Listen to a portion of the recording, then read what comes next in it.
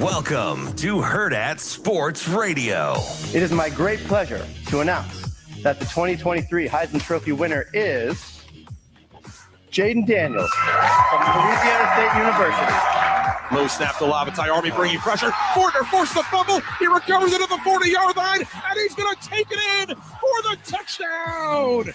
Caleb Gardner, the strip sack, the recovery, the 40-yard return, and this place is going wild. They fake it to him. Now they screen it to him. All sorts of running room and blockers in front. He's flying to the 30, the 20, the 10, cuts back, makes a man miss at the 5. Touchdown! Bengals! Chase Brown showing his speed. Russ takes the snap, looks to his left, now looks to his right. Forever to throw the ball. Steps up, now throws a deep ball. He wants Cortland Sutton in the end zone. Cortland goes up and makes the catch. Touchdown, Denver. Long kick, plenty of leg. What a great call by Mike McCarthy.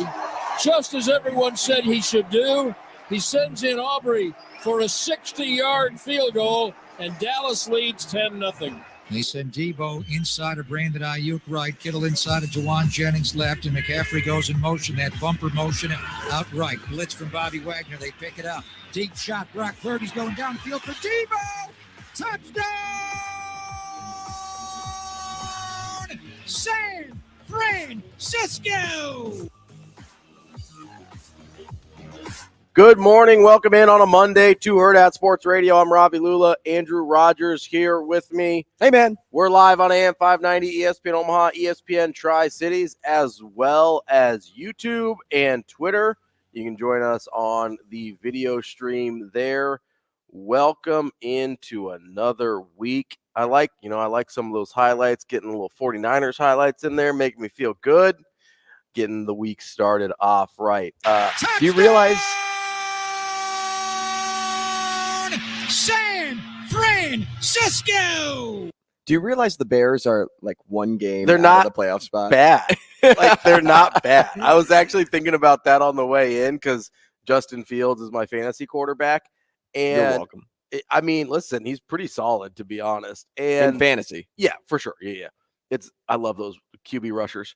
But I'm kind of watching the Bears, and the last few weeks, I'm like, hey, they're actually not playing bad.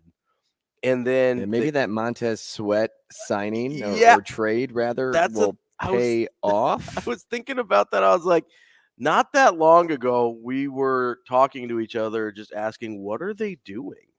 Why on earth would you trade for a guy that doesn't fit your window at all? Because you don't know what your window is yet. And all of a sudden, they're a game out of second place, 2 games out of second place in their division. And if the Raiders, Shane, would have scored at least a point this weekend, any points at all, maybe any points at all, they'd be even in better shape because the Vikings would not have 7 wins. Yeah. Well, they don't have Sebastian Janikowski anymore, so they can't have the standard, three field goals, so that they didn't get any points because of that. 3-0. That's not good. The first point was scored under the 2-minute warning, Robbie. I was kind of just scrolling through scores to see what I missed yesterday, and I go, wait, what? Yeah, it's a baseball score. What happened? I'm glad I didn't spend any time watching that game. I saw enough of those in the Big Ten West this year, but my goodness, your Raiders, bud. Like, what is happening? Like, Shane, your Raiders, woof. Is this that moment where I can be passionate? Yep, go ahead. We were talking before the show about what you can and can't say when you're passionate, so that's why that joke comes up. Yeah, it's a little behind. Which, speaking of passion, Patrick Mahomes was passionate apparently about the wrong thing yesterday. So I probably hold Mahomes to a different standard because of who he is, right? We kind of hold these high-end, elite kind of face of the league quarterbacks to a different standard. We hold them to the Brady standard, to the Manning standard, where I just need you to not complain about clearly correct calls. And listen, I get that what I think happened the most generous explanation, I think, of what happened is that Patrick Mahomes has been so frustrated with his team all year, specifically the receivers, because of all the drops and all the inability to get open and all this stuff, right? That I think it just boiled over in that moment because he knows that was the right call. He knows the guy was offside, right? Like, it was literally the ref's response was, yeah, usually we do give a warning, but we couldn't even see the ball. He was so far offside. So we went ahead and just called it. Like, that was their actual explanation. And so Patrick Mahomes has to know this. And I think he's just been so frustrated and will not throw his teammates under the bus, which I appreciate, that he ended up lashing out at the refs in a situation where it's a terrible look. Like, you can't blame the refs for that loss. That's on you guys. Well, so Tony, did he not acknowledge where he was? Like, I ask this question all the time when this penalty gets called. Did you not look over to the sideline and give the thumb up? It doesn't look like he did. And so he lines up and looks like he's just dead ahead the whole time. First off, you don't make eye contact with the official and say, hey, am I good? The second thing is, how do you not know that you're on top of the football? Yeah. Like, you are right there on the line of scrimmage. Like, you can look over and be like, oh, I probably should take a half step back. Yeah, I might be a little aggressive here in my lineup. What are you looking at? Are you just looking at Mahomes the whole time and you just think because it's muscle memory where you line up, you're good? That to me was a little mind-boggling. But we wouldn't be in the spot today, or Mahomes wouldn't even be arguing that if it didn't result in a touchdown or it result in one of a cool looking play, a spectacular where touchdown, Travis Kelce ditches the ball back to Tony and he runs it in for a touchdown. But the Chiefs were at a point in that game too where they're playing a good Buffalo team. Like, despite the record, they're still a good Buffalo team. One of the most talented teams in the league. It's one of those games that has some deep-rooted rivalries, at least as of late, because these are two teams that always match up in the playoffs. So this is a game that you want to win so badly that, in turn, can lead you to lash out on things that you probably would stay at home about more. Yeah. And so, all that being said, if I'm Patrick Mahomes, like, yes, you can, like, be frustrated about it, but you got to quit. You got to quit complaining about the little things until it's time to talk about them. And so what I mean by that is, when the game's over and you're going to shake Josh Allen's hand, how about you stop? Like, Josh Allen does not care that penalty was called against you. He does not care. And you're going up and saying, like, that was effing bullshit, this, that, and the other. Like, what do you mean? Yeah, I don't know. To me, it's just a cheap look with somebody that talented who's won that many games that you really, and that's why I think it's about something else. A lot of times you see people lash out about something and you're like, what's happening there? I don't understand. And that's why I think it's about the season as a whole, about his receivers as a whole, about everything that's been going on this year that's been frustrating to him because, okay, this is one call in one game. And yes, it ended in a spectacular touchdown, but it's not like it was the last play of the game. They had time left. This was a situation where they put themselves in this spot. The only reason they're in this spot is because of the big thing, kind of going to what you're talking about. Until they fix some of the big things that are wrong with them, you kind of got to miss me with the little stuff that you're complaining about, especially when it wasn't a bad call. Like, I get it's a call that you don't like to see called if you're Patrick Nor Mahomes, does it get called all the time. Often. But also, how often are you lining up offside? That's the thing is, how often is a receiver lined as far offsides as Tony was in that situation? Not very often. And so, I mean, I think I heard on some commentary that it's been called 11 times this year. It's not like it's never got called. Like, that's a little less than once a week. So not a ton, but also that's probably the most egregious instance of it that we've seen all year. The only reason anybody actually cares is because that specific play ended in a touchdown, and a rather spectacular touchdown at that. It's beneath Patrick Mahomes to act this way, though, because it's not just that he was mad about the call. He had a full-blown meltdown on the sideline. Like, game is still happening. Just a full guys holding him back. Yeah, I thought he was going to try. Like, was he going to hit a ref? Like, what's your end game there, At man? first, I thought he was yelling at the fans. I didn't know who he was yelling at until I like kind of figured out more context of like what was happening, because it was a little bit after the play. And so I'm just watching. It's like, what are you trying to prove here? Like, what is your end goal? If nobody holds you back, are you going to go get nose to nose with a ref? How's that going to end? Like, what's the plan here, big guy? And I didn't, it's such a bad look to throw a full-blown temper tantrum on the sideline over a correct call, by the way. Mm-hmm. It's not even like because sometimes I'll give a little bit of a pass when it's like, that was pretty bad. When you get one of those calls, one of those pass interference calls that you're like, I don't know about that, big guy, which is, by the way, a subjective call. This call was pretty cut and dry, like black and white. Like the dude was lined up. He had about 10 seconds to make up his mind if he was going to throw the flag or not, because that's how long the play clock was. Well, and as he it's was ticking just down, you're just looking at there. Tony like, are you going to move back? Are you going to stay there? Are you going to check with me at all? Like, what's happening here? And Tony's just like, yep, we're good to go. Like, no, you're really not, bud. So I expect more from Patrick Mahomes, and maybe that's not fair. But to be fair, I think I expect more from just most adults in any situation, not to have a full-blown tantrum in that, in that spot. So I don't think that's asking a ton. Well, I just know that based on how he was reacting in that moment, there's some deep-rooted frustration that has just kind of been sitting there for a long time, and it was just waiting to boil over. Yeah, and that was his boil over moment. Yeah, that was. He'll come back to earth today. I hope so. He'll come back to earth today. He'll let it go. He'll move on, because he's a player. Yeah. And sometimes as a player, when you're frustrated, you lash out, as I already said, but then you let it go. And you'll see Mahomes let it go, because his personality is not what we saw in the last minute. Now, did he go too far? I think so. When I say he went too far, Josh Allen doesn't care. Shake the dude's hand, walk off, and then complain about it when you get to the podium. But Josh Allen shaking your hand, and you're just gonna complain about the call. What is Josh supposed to say? He just kind of looked at him and then walked off. Yeah, because it's well, no, it benefited us. Why would I agree with you that is not what should have been called in the moment? To me, it's a little ridiculous. But again, it wouldn't have been a big deal if it didn't result in a cool play.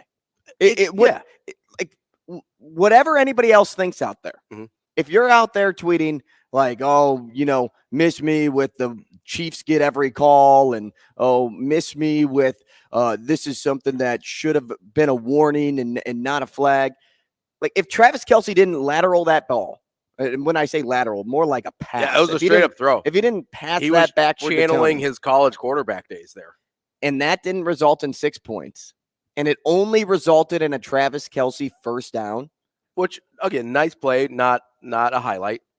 I don't think this would be as big of a deal. We're probably not talking about it. The other thing, let's not pretend like the Chiefs' left tackle hasn't had a false start on every single play this year. Can we just talk about that for a minute? I mean, if you're going to complain about a call that was obviously correct, I think you have to acknowledge, hey, we've gotten away with somewhere in the neighborhood of 900 false starts this year on one guy, and everybody's just kind of cool with it. So maybe you don't really want this thing called by the letter of the law, Patrick. Maybe that's not what you want here for the best thing for your team. It was, I don't know. Like I said, it was just super frustrating for me. I'm looking at the view from the top right now. Yeah. And Tony is literally a yard in front of the football. Yeah, it's an egregious. The center is behind the 49-yard dash. Yeah. And Tony's foot is on the 49-yard line. Yeah, he is. What is he? His helmet is nearly touching the defender. Yeah, he is looking. I think he is. I think the defender closest to him and him, if they just walk towards each other, would hit each other. And the defender's not offside or not lined up offside. So I just really don't like that look from Patrick Mahomes more than anything. And, it is what it is. He doesn't owe me anything. but it's a super hypocritical look. It's a super, I mean, honestly, and not, I like Patrick Mahomes a lot. I mean, he's super fun to watch, but that kind of stuff is like a loser mentality to me. I hate that. Mm-hmm. That's such a loser mentality. And that's a fan mentality, to be even more clear, and not calling fans losers, because I do the same thing, right? But if you're in it, you have to process the game a different way than I do watching on my couch, right? Like DB would talk about this all the time. He's like, I try not to process the game as a fan. He's like, so I understand when fans get frustrated about this and that or whatever, but I process the game like a former player, like an analyst, like a coach. And so most of the time, I don't agree with the like fan emotional take. That's what Patrick Mahomes was doing. You're not just not a fan. You have control over the outcome of this game in a way that nobody else on the field does. And you're complaining about one of the few things that's not in your control, the refereeing. It's like, hey, maybe focus on the things that you're in charge of, because it's not like he played a perfect game. It's not like the Chiefs played a perfect game. And at the end of the day, I think what this is really about is he's so frustrated that he doesn't have any receivers that he likes. I mean, it's Kelsey and no one else, right? He's been frustrated with these guys all year long, and I think it finally just sent him over the edge. But he still can't say, well, my receivers are trash. What do you expect from a bunch of trash receivers? Which I think is what he wanted to say.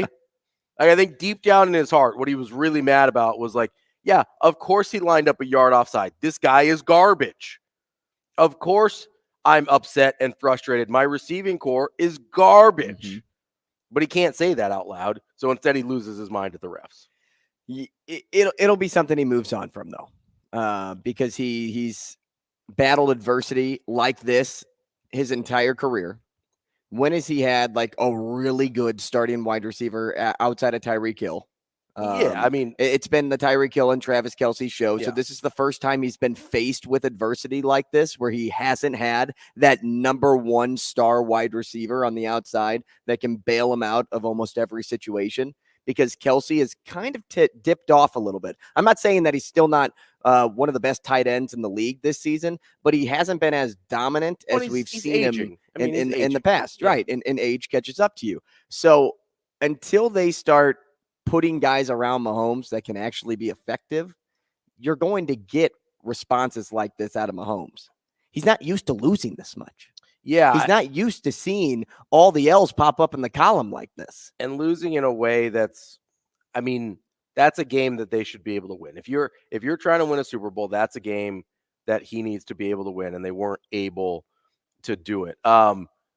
So, yeah, I think we'll probably see some sort of him walking his statements back at some point. But, I mean, not that it matters, but this is very clearly, to me, one of those things where he's acting mad about the thing that he's not really that mad about. Well, and, this has me thinking, and this is actually a perfect tie-in to things that we'll talk about today, but it has me thinking about the Angels a little bit. Mm-hmm. Okay.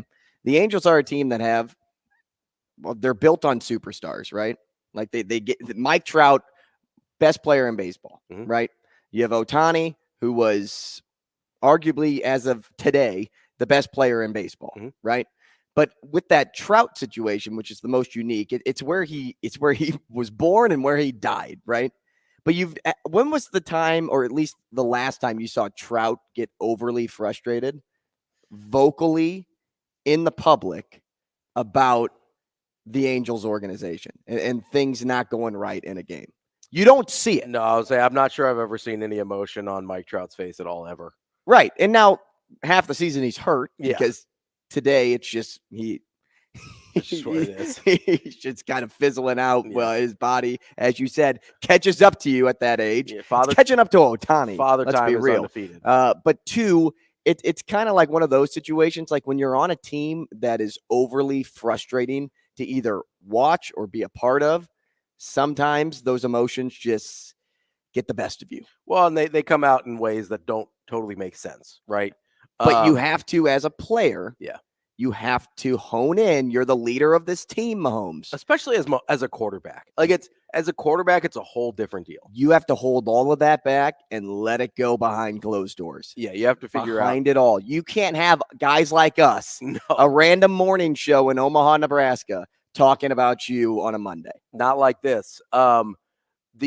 You brought up Ohtani. We will get to the Shohei Ohtani stuff, the $700 million man. The number still doesn't seem real, but it is.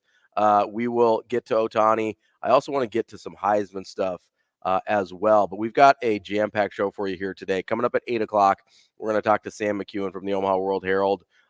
Nebraska ball was a big win last night, bouncing back against a win that I'll be honest, I didn't think was coming. I didn't think they were going to get. They caught Michigan State at a good time because Michigan State is reeling right now, but they're still a dramatically better team than the team Nebraska just lost to in Minnesota. So that's a really big win for Nebraska basketball. Obviously, Nebraska volleyball headed to the Final Four. Congratulations to them as well. That'll be in Tampa, Florida. Coming up at 8:45, Kallen Hake from Team Jack Foundation is going to be joining us. Great organization. To talk a little bit about Team Jack. At 9 o'clock, we're going to talk to Steve Wiltfong about some of the recruiting, transfer portal stuff. It's a busy time of year. He's the recruiting director for 24/7 Sports. And then we'll wrap up the show at 9:45 with Steve Gardner. He is a baseball writer for the USA Today. We'll get some insight on Ohtani and that as well. And more around the league because there's deals all over the place. Juan Soto gets traded to the Yankees. Like Alex Verdugo gets traded to the Yankees. You guys got Tyler O'Neill from the Cardinals. You're welcome. I'm not pleased. The Royals signed Will Smith. Which Will Smith? The Men in Black. Oh, yeah. Well, there are two Will Smiths in baseball. Yeah, and none of they're all both less famous than the actor.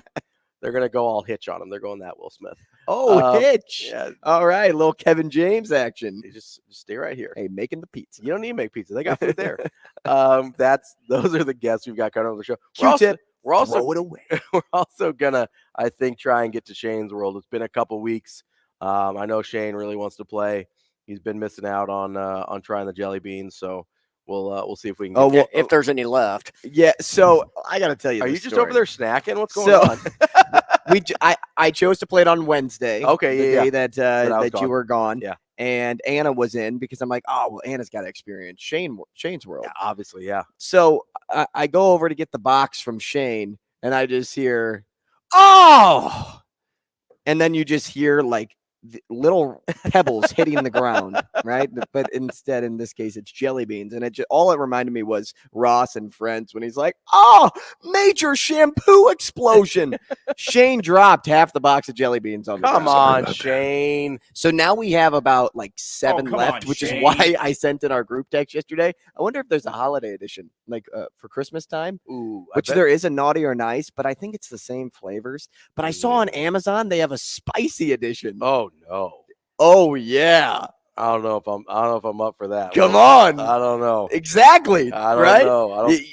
There was the flavor palette was sriracha to jalapeno, and then it had like Carolina Reaper on there. Oh my goodness. Can you imagine eating a spicy jelly bean at 8:30 in the morning? I cannot. I might pass on that. Coming up next, I do want to talk about the Heisman Trophy results. Little bit frustrated with how that thing went. I'll tell you why. Coming up next year on Hurrdat Sports Radio on AM 590 ESPN Omaha and ESPN Tri-Cities.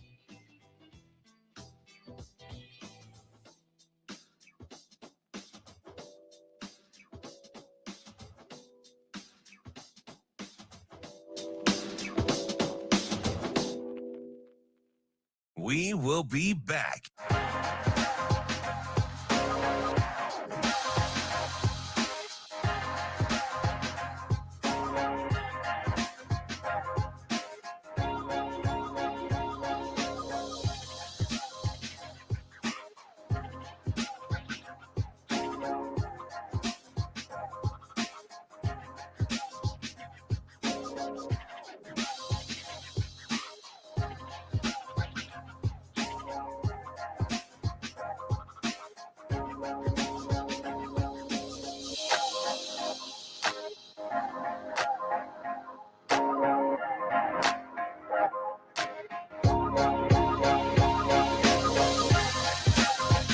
We will be back.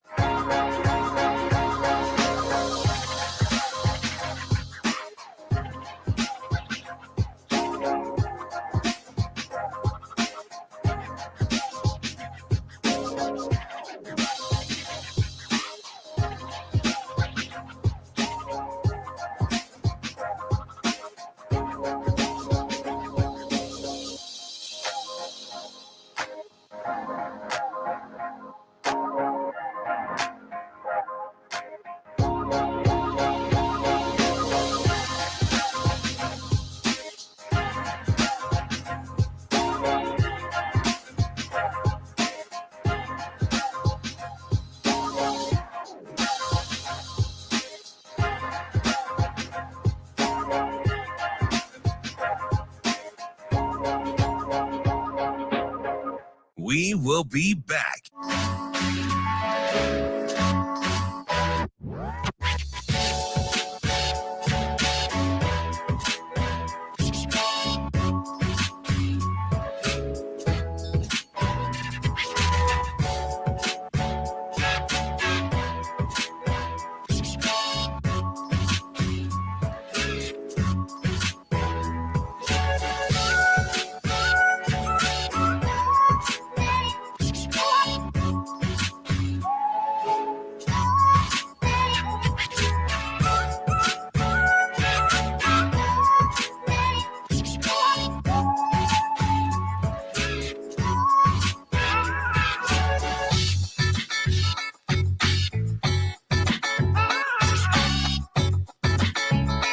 We will be back.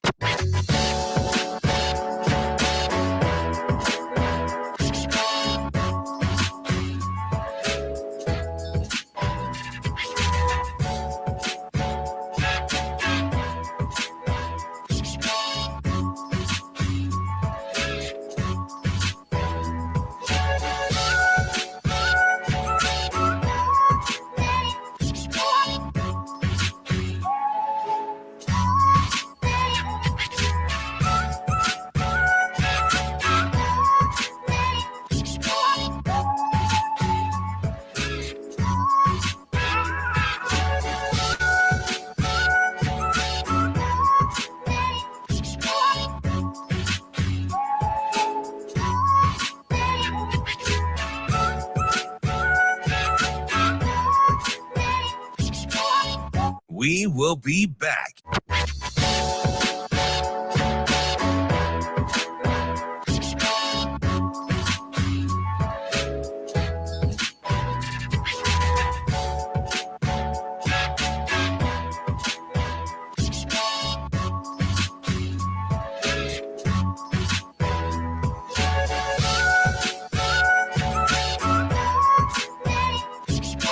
We will be back.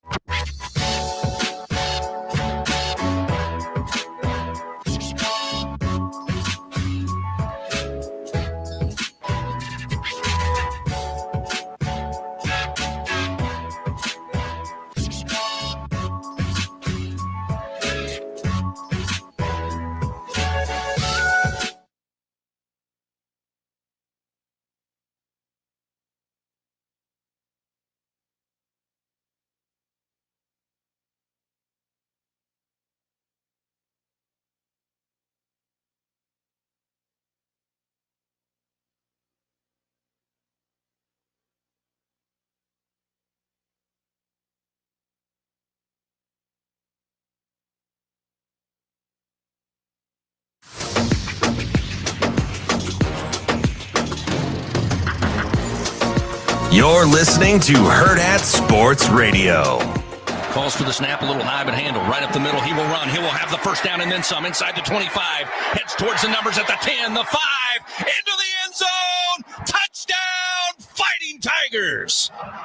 35-yard run for Jaden Daniels with the rushing touchdown.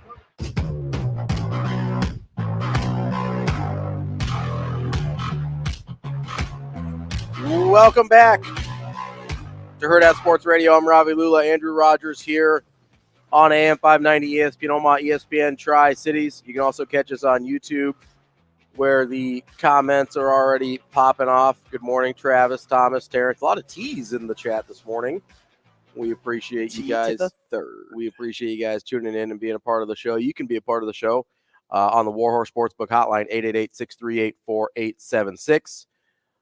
One of the things that I had been kind of wanting to talk about all weekend is the Heisman Trophy, which feels like it's not nearly as big of a deal as it was when I was growing up. When I was a kid, it felt like this enormous thing. It sort of almost felt, and that part of this is probably because Nebraska volleyball was playing pretty much the same time that the ceremony was going on. So at least locally, it took a back seat. But I think there's another problem as to why the Heisman sort of is fading away from importance. And so Jaden Daniels wins the Heisman from LSU, put up terrific numbers. Nobody's denying that. Incredible numbers, right? He had a great season. What I think the Heisman should be versus what it is, I think is where we're having a departure here. Because I thought Michael Penix should have won the Heisman. I thought he was the best player in college football on one of the best teams in college football and one of the best stories in college football. What I think the Heisman should be is more of a reflection of why that football season was important. Like, who defined that college football season? I get that it's the best player. I get that the criteria is pretty vague. But to me, if you want the Heisman to matter, it needs to the winner needs to be what that college football season was about. Like, when you think back to, and this is why it's different between like a Jaden Daniels and Johnny Manziel, right? When you think back to the Johnny Manziel season, Johnny Manziel was the story of that season. The upset against Alabama, the way he took the college football world by storm, all of this stuff, right? Joe Burrow is a great example too. Obviously, he had incredible numbers. He was on the best team, but Joe Burrow was the story of that college football season. If you're just going to go by numbers, go back and give the Texas Tech quarterbacks a bunch of Heismans. Like, go back and go give these air raid guys a bunch of Heisman, because the numbers are always going to be there for those guys, right? Even with Caleb Williams last year, like, yes, he was a very important figure in the college football season. But are you going to think back to last year and think, man, Caleb Williams, that's what I think of when I think of that college football season? Not really. And it's not, like I said, that's the reason I use Johnny Manziel as an example, is because it's not just the best player on the best team, right? Texas A&M wasn't the best team that year, but Johnny Manziel defined college football. It's a good way to list it. There's a really, we're going to talk to him tomorrow, Eric Crouch. Eric Crouch defined that 2001 season for much of the year, right? Even though Miami was the best team. Even during the season, I think we knew Miami was the best team. But Ken Dorsey wasn't really that guy. I think Clinton Portis was the running back. He wasn't really, you didn't have these guys that just stood out. Miami was just this juggernaut of a team.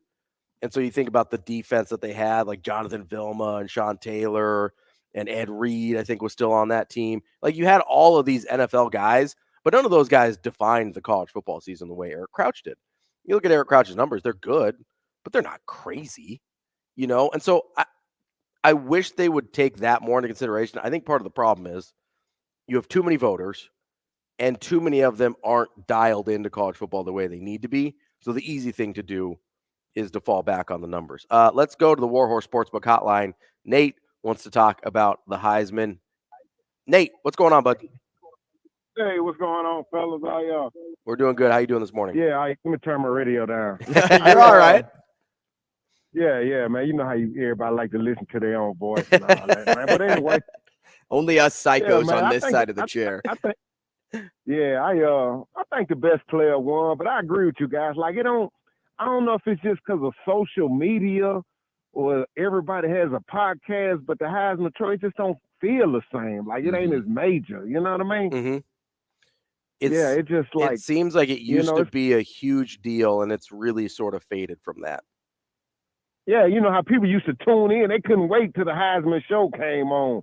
Like, that was a holler, but it's kind of like an afterthought. But I think the best player won. He did it against the gets the best competition, man. But I really want to talk about that travesty that happened at Kansas City yesterday, man. That was terrible. That was a terrible call. And that's one reason why I'm just starting to really tune out the NFL, because the referees are messing up the game, man. And I want to get y'all opinion on that. Thanks for taking my call, man. Hey, thanks, Nate. Yeah, we actually opened up the show with that call, and I actually didn't find it to be that terrible. I mean, no, it wasn't. I thought it was the right call. Now, does it take away that moment?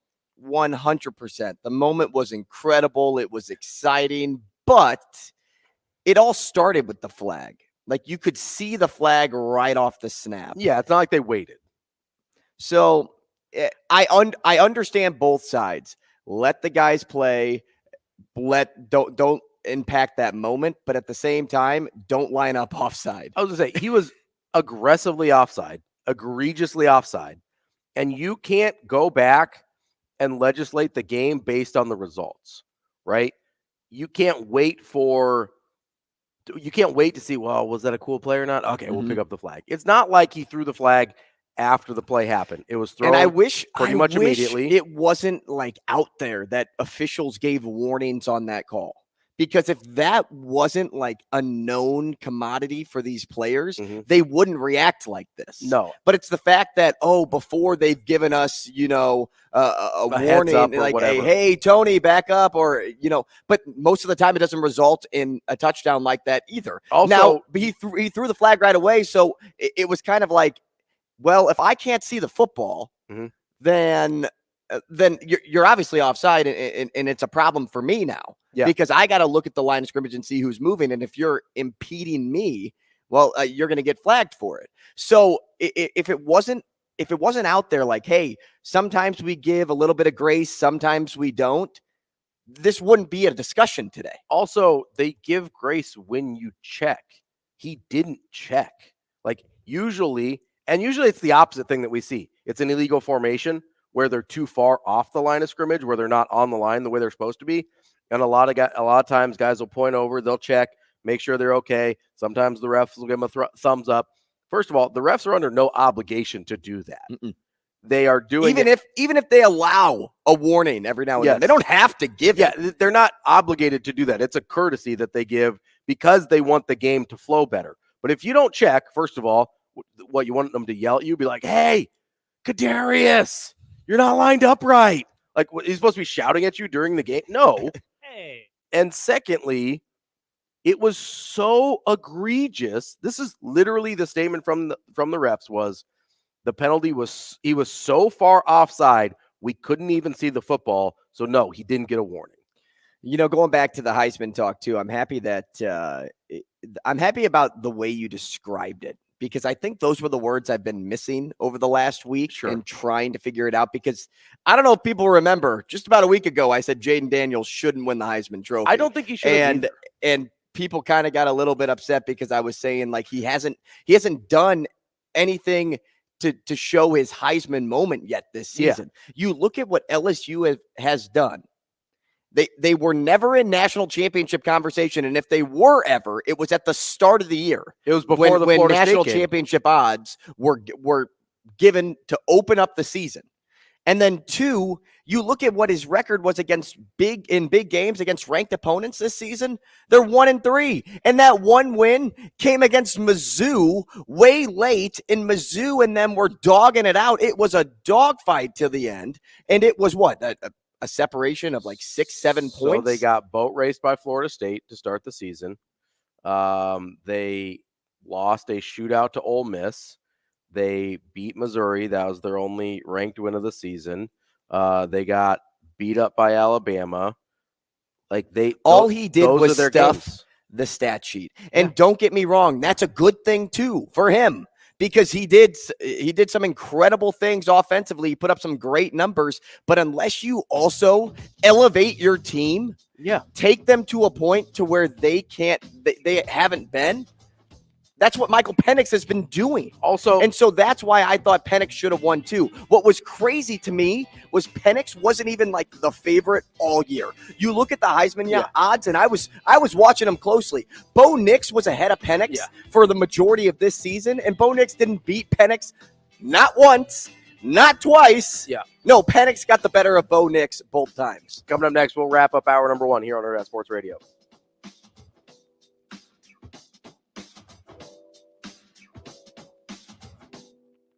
We will be back.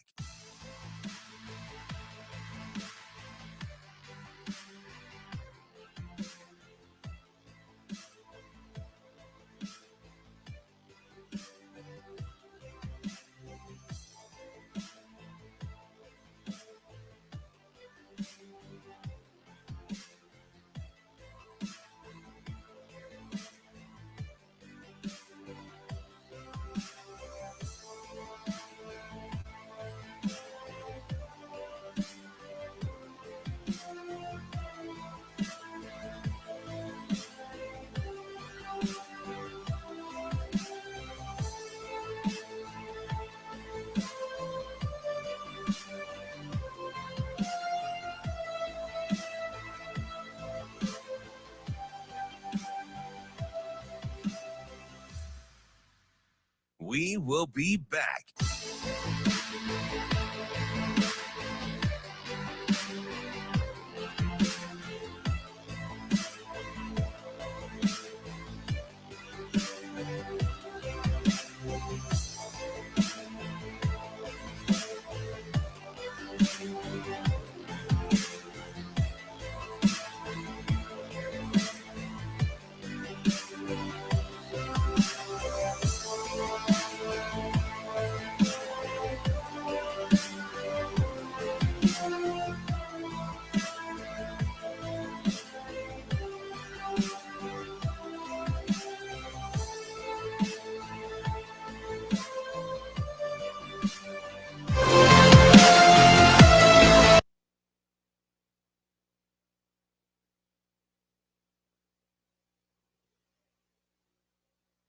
Shot gets contact.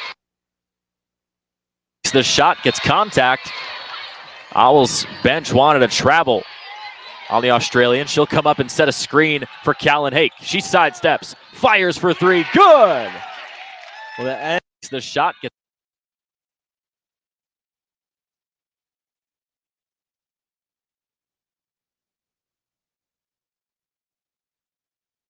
contact. Owls bench wanted a travel on the Australian. She'll come up and set a screen for Kallen Hake. She sidesteps, fires for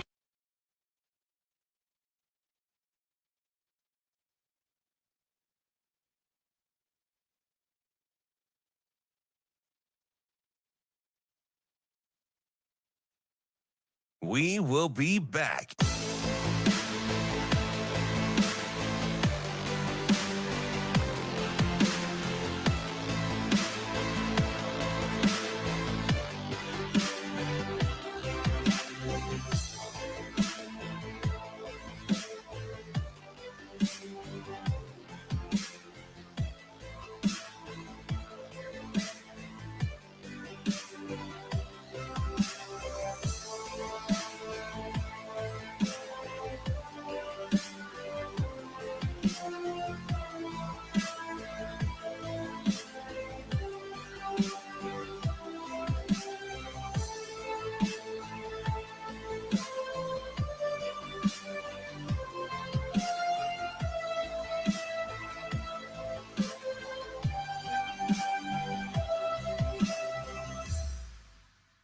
We will be back.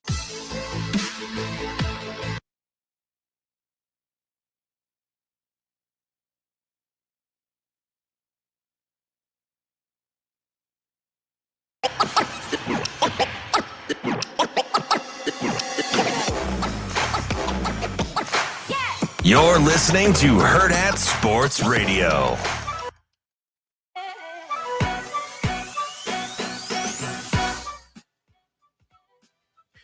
Wrapping up hour number 1 here on Hurrdat Sports Radio. I'm Ravi Lulla. Andrew Rogers here with me. I'm here. We're last I checked, we're on AM 590, ESPN Omaha, ESPN Tri-Cities. I know we've already been at work for over an hour, but I know some of you just getting going. You need a little pick-me-up. Go check out the Beanery. They've got 4 Omaha area locations: Gretna, Papillion, Ashland, and their newest spot over on 168th and Giles. They've roast their own coffee, locally owned and operated. If you're a hot coffee guy, iced coffee, frozen specialty drinks, they've got you covered. Or if you need to get a little snacky, muffins, breakfast sandwiches, even gluten-free and vegan options as well. The Beanery serving people coffee. Wanted to get to some of the local news in college football here. It's been confirmed a couple times yesterday that Kyle McCord will be in Lincoln on a visit with Julian Fleming, both of the former Ohio State Buckeyes, former 5-stars, which I know lots of Nebraska fans are getting all tingly about, some former 5-stars on campus.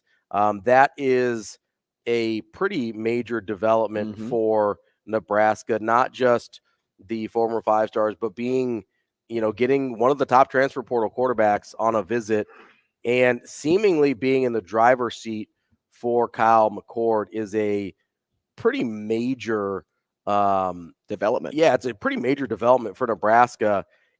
When this sort of transfer portal season started, I'm not sure many of us expected to be in on any of those top guys outside of Will Howard, because there was a little connection. There were rumors that, Adrian Martinez was maybe giving a little bit of love to Nebraska and trying to talk to Will Howard into coming to Nebraska. But as far as I know, not really any connections with Kyle McCord other than they went out, identified him as a guy that they think can help him out and might even get a package deal with him and a wide receiver. That would be enormous from Nebraska. From what I hear, they were in town yesterday and their official visit starts today. Well, so Ravi, you mentioned something there about not being involved with those big guys. And I think what you mean by that is because of where Nebraska is today as a program, those big name guys wouldn't want to transfer to Nebraska because they aren't set up to be competitive in terms of a college football playoff run next season. Now, could something magical take place this offseason and, the young guys get caught up to speed earlier rather than later? And you could see that because of how strong the defense is and should be built. Yes, of course. But that's kind of the worry that you think about with these big name guys of they're not going to want to play at Nebraska because Nebraska just isn't there yet. But what I thought this staff did a tremendous job of was pushing that noise aside and just saying, no, I'm going to go recruit you because I can offer the same as these other schools, if not more than these other schools, to financially set you up and to get you exactly what you're looking for. You're looking to play competitive football in one of the best conferences out there. And what it's forming into is becoming second to none. Right now, I mean, it's SEC football in the Big Ten, and then it's everybody else. It's the Big Two, and then everybody else. So if you're playing football in one of those, and Nebraska's a part of that, that can appeal to anybody. And so that's why you have to insert yourself into the top 4 portal quarterback conversations, regardless of what could happen, what could shake out. If Cam Ward ends up at Michigan, just say, who cares? You tried, you pushed, you put your foot on the gas with Cam Ward and you tried to get there, but you're not leaving anything to chance at all because you are touching ground in the Kyle McCord camp, you're touching ground in the Cam Ward camp, the Will Howard camp, etc. You are covering your ground, and that's all you can ask of this staff right now. Well, and I think, you bring up an interesting point, and I think it's something that fans talk about a lot with, would he really want to come to Nebraska, or would he really want to go to X place because they're not in a place where they're going to be ready to win a championship or whatever, right? And that's fair because that is what some guys are super hyper focused on. I don't think Nebraska is a place you look at and say, oh, they can't win 8-9 games next year. If they have the right quarterback, they get their offense together, right? Like, that's not crazy. That's not out of the question, I don't think. What the reality of the situation is, and I don't know that we really give credence to this as much as we should, if you're not going to just a handful of programs, chances are you're not winning a national championship right now, right? And those programs kind of shift and change a little bit over the years. But if you're not going to one of, I'll call it 10 programs tops, the chances of you winning a national championship are almost non-existent. I would probably it's probably smaller. Yeah, take a number smaller, probably like top 5 programs. Yeah, and I'm being a little generous here, right? But let's call it 10 for the sake of because of this season you have Washington and Texas. Yeah, because this year was a little weirder, right? Florida State was in the hunt, right? Mm-hmm. Obviously they didn't make it, but they were in the hunt. Texas was in the hunt. They hadn't been in years past. Oregon was in the hunt until late. They hadn't been in years past. This is, usually Notre Dame is in that conversation. They had a little bit of a couple down years since Kelly left. But you can go to almost every other program in the country, and deep down, you probably know, I'm probably not winning a national title. That doesn't mean you can't win at a super high level.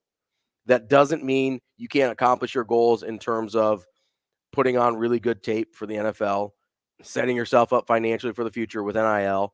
Like, there's a lot of other things you can accomplish and still win at a really high level.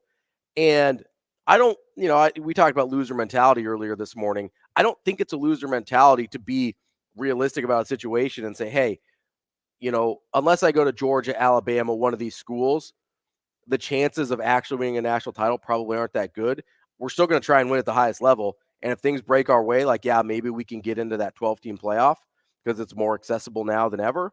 But I think if you're being realistic, Cam Ward didn't go to Washington State thinking he could win a national title. Let's be real. That's not a thing that was happening, right? Will Howard. He was transferring from a He was transferred from FCS to FBS program, because he was trying to play Power 5 football. And good for him. His next transfer, he might have a chance to win a national championship, right? Whether he goes to Michigan or Florida State or wherever else. But Kyle McCord started at Ohio State because he wanted to win a national championship. He wanted to win a national championship, and now he's kind of getting pushed out because they like the guys behind him a little bit better. And so is he like, okay, am I going to go to a Washington or somewhere like that where, does Washington have a chance to win a national title after Michael Penix is gone? I don't know, maybe. Depends on who they bring in, which depends on who they bring Rogers, in. Right? No, Will Rogers going to – oh, yeah, it is Will Rogers. Sorry, I was confusing Blake Shapen to going to Mississippi State with Will Rogers leaving Mississippi State. The portal gets it's a little crazy sometimes. Yeah, a little Twilight Zone-y sometimes for me. But you're losing Adunze at wide receiver. You'll lose Penix. You're losing a bunch of guys. If Washington's in the playoff next year, I'd be pretty surprised. Well, if they're in the top 4. If they're in the top 12, I won't be surprised. And who's to say you can't be Mizzou at Nebraska? Sure. Missouri has Brady Cook, and they have Luther Burden. Mm-hmm. And then they have a really good running back in Schrader, but he was a walk-on and just became a really good running back. He's just a workhorse. He reminds me a lot of I'm going to take a Nebraska tie here, but in the NFL, he reminds me a lot of a Rex Burkhead, somebody that is just an absolute downhill runner. And so why can't you be that? That's I think where Nebraska could strive next year by getting a guy like Kyle McCord and Julian Fleming in the room. Here's some guys here's some teams that were 9-3 last year. Arizona, that's not a scary team. They're good. They were well coached. They got better throughout the year. Arizona played in a really good Pac-12. Hey, a really good Pac-12. Good teams win. Yeah. Great teams cover. And that's Arizona. Arizona was a great team. But they go 9-3. You're telling me you've got a lot of guys coming back on defense. I think the defense is going to be maybe even better next year because you've got young guys on the defensive line maturing and getting another year in the system. You can't tell me that Prince Will and Cam Lenhart aren't going to be better next year as sophomores instead of true freshmen. You've got I've heard that Gifford is coming back. I don't know if it's been officially announced yet, but if you've got Gifford back in that kind of nickel spot, in that rover spot, that's a huge piece for them. And you've got a bunch of guys that you like and a bunch of guys in the second year of this defense. You could convince me that the defense could be better next year. So if the offense is even functional, you're telling me they can't get to 9 wins? It's a tough schedule. The first 7 games are very manageable wins. Very manageable. But the bottom 5, they're to tough. get 2 out of 5 from UCLA, USC, Ohio State, and then you have Wisconsin and Iowa. Yeah. It's still possible to get 2 wins in that group. Wisconsin and Iowa are going to be about the same level as Nebraska. They pretty much always are, right? From talent-wise, we saw it this year. Those games go down to the wire. Those are on the table for sure. I'm not 100% sure what USC and UCLA look like next year. I really don't know. You're going to be losing Caleb Williams at USC. UCLA's was kind of down this year in a bit of a replacing transition. Replacing Dante Moore, so they don't have this 5-star that they thought they had coming back next year. You're in a situation that's a little bit tricky for both of those teams, and by the end of the year, those teams might be a little beat up in the Big Ten first-year go-around, right? So yes, that's a challenging end of the schedule. I don't know that it's going to be as daunting as it looks on paper. Maybe it will be. It might be worse, right? If Wisconsin comes back up, might be a little bit worse than it is on paper right now. But I think there's a chance that there's 2 wins in that 5 pretty reasonably, maybe even 3. But my point is Arizona, Louisville, NC State, Oregon State, who we raved about, Oklahoma State. You're telling me Nebraska can't be in that range of teams next year with a real quarterback and a functional offense? You can't convince me they're not. And that puts you basically somewhere between 14 and 18 nationally.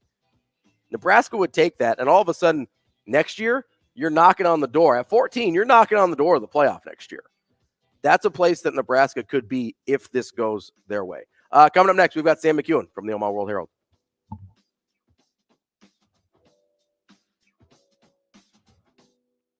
We will be back.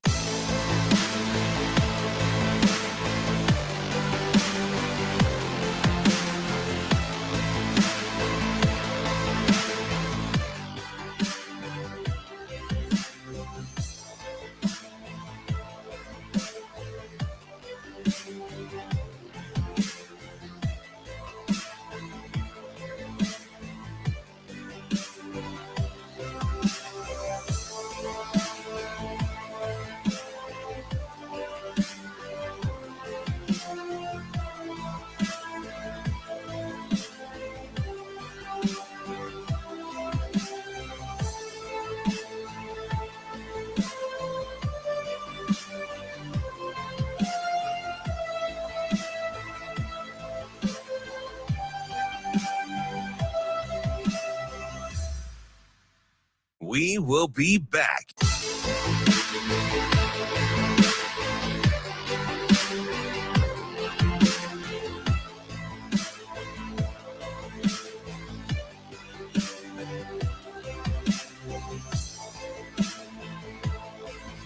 That's what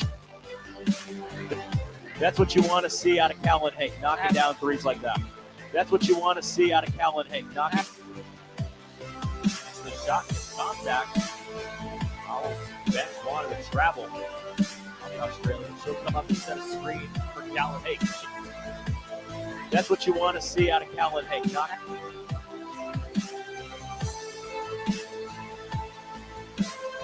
Threes like that. The shot gets contact. Bench wanted to travel on the Australian. She'll come up and set a screen for Kallen Hake. She sidesteps. Fires for we 3. Will good. Be back. And the shot gets 3. Good.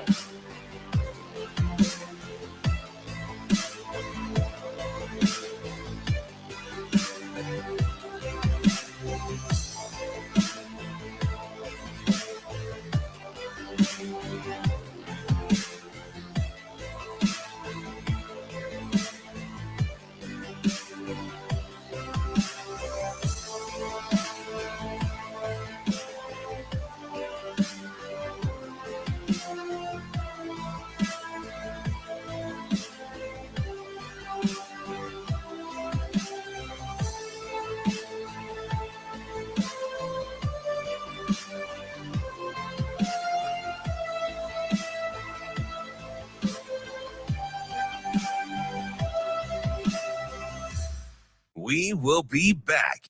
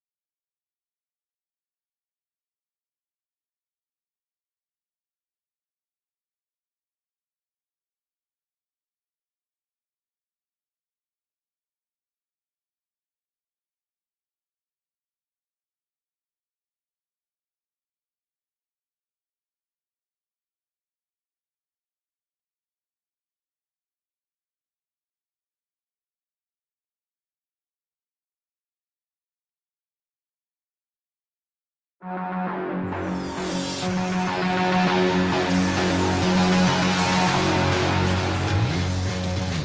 listening to Hurrdat Sports Radio. Here is the sports editor for the Omaha World-Herald, Sam McKewon. That's fine. Sam McKewon. We're gonna throw the ball, and you just stand back there and throw it where you want to go. And that kind of thing. Sam McKewon. Are you guys going? Sure. Now, Sam McKewon. We're kicking off our number 2 here on Hurrdat Sports Radio. I'm Ravi Lulla. Andrew Rogers here with me. We are live on AM 590, ESPN Omaha, ESPN Tri-Cities, and we are brought to you by Dyer Law. Dyer Law has you covered.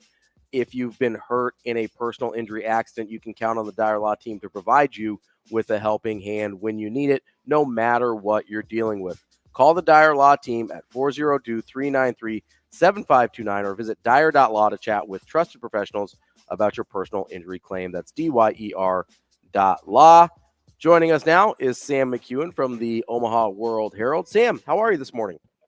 Good, guys. How are you? Hey, Sam. Good to hear from you.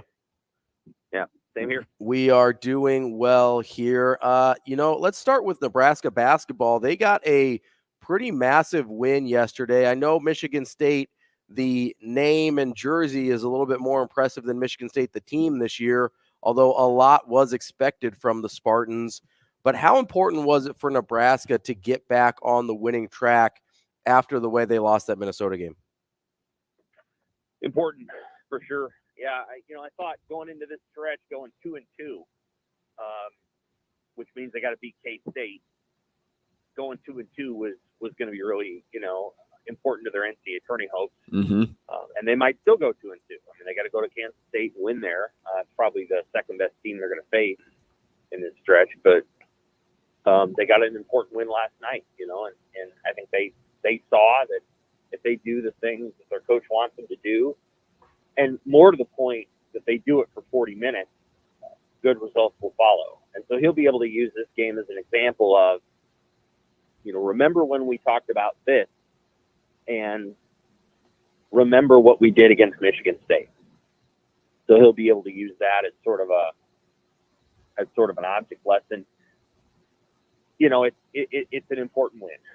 This is a team that I think should make the NIT and could make the NCAA tournament. It's got to fall right. They got to win the right number of games. They probably got to get to 20 wins, I think, to feel good about an NCAA tournament berth. But NIT takes about 17, and I think they can get there with some ease. And I thought they played well yesterday, and they withstood the pressure and all the rest. Michigan State obviously is very good, and their coach knows it.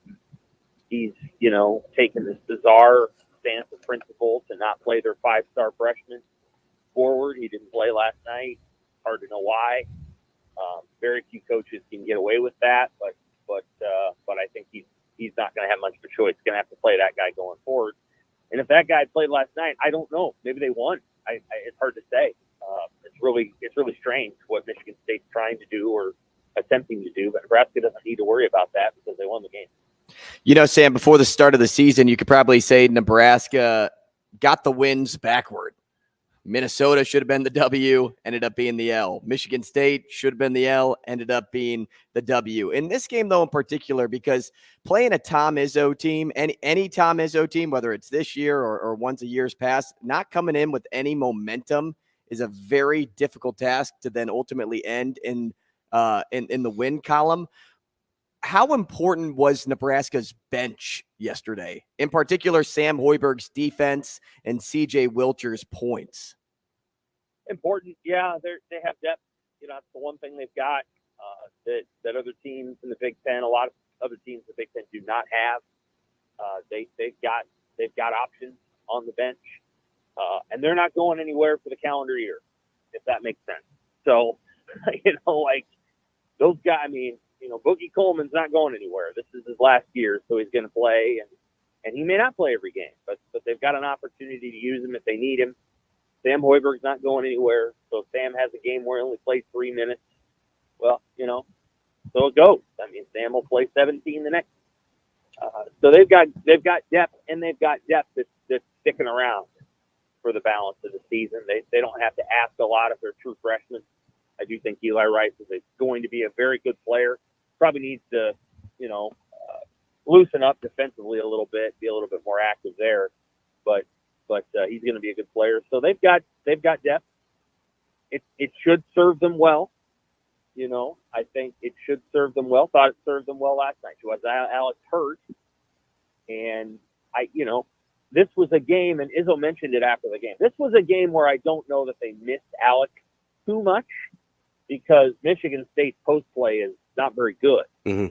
There will be games where they will miss Alex a great deal, and they need to get him back for those games. And K-State may be one of them. K-State's isn't tall, but they're physical. So I thought they could play without Alex last night and be okay because Juwan Gary offers some opportunities that just make the team better offensively. But the depth is crucial to this team, and they're going to be tough to beat. I don't know how many wins it looks like, 17, 18, 19, but they're going to be very competitive this year because if one guy's having a bad night, you can put him on the bench. You can try somebody else, and you might get a better result. And last night I thought, they brought in C.J. Wilcher. Bryce Williams wasn't his best game. Might have been one of C.J. Wilcher's better games. So that kind of stuff happens. Sam, you mentioned the ability to kind of try out different guys based on who's having a good night, who's not. How sustainable do you think that is to not necessarily have kind of that go-to guy as the Big Ten season wears on? I know we kind of think of Tominaga that way, but that's not always how he plays. I think it's sustainable. I don't think it's a league full of top-end players. Probably the best player in the country plays for Purdue, but, after that, there's just not as many. Now, again, there are teams with good players. Terrence Shannon's a really good player and could be an All-American. Jameer Young doesn't play for a great team, but he's an all-conference player. But you don't have a bunch of teams with 3 or 4 guys, and you don't have that team with a Murray, a Kenyon or a Keegan Murray. So, I think it's sustainable.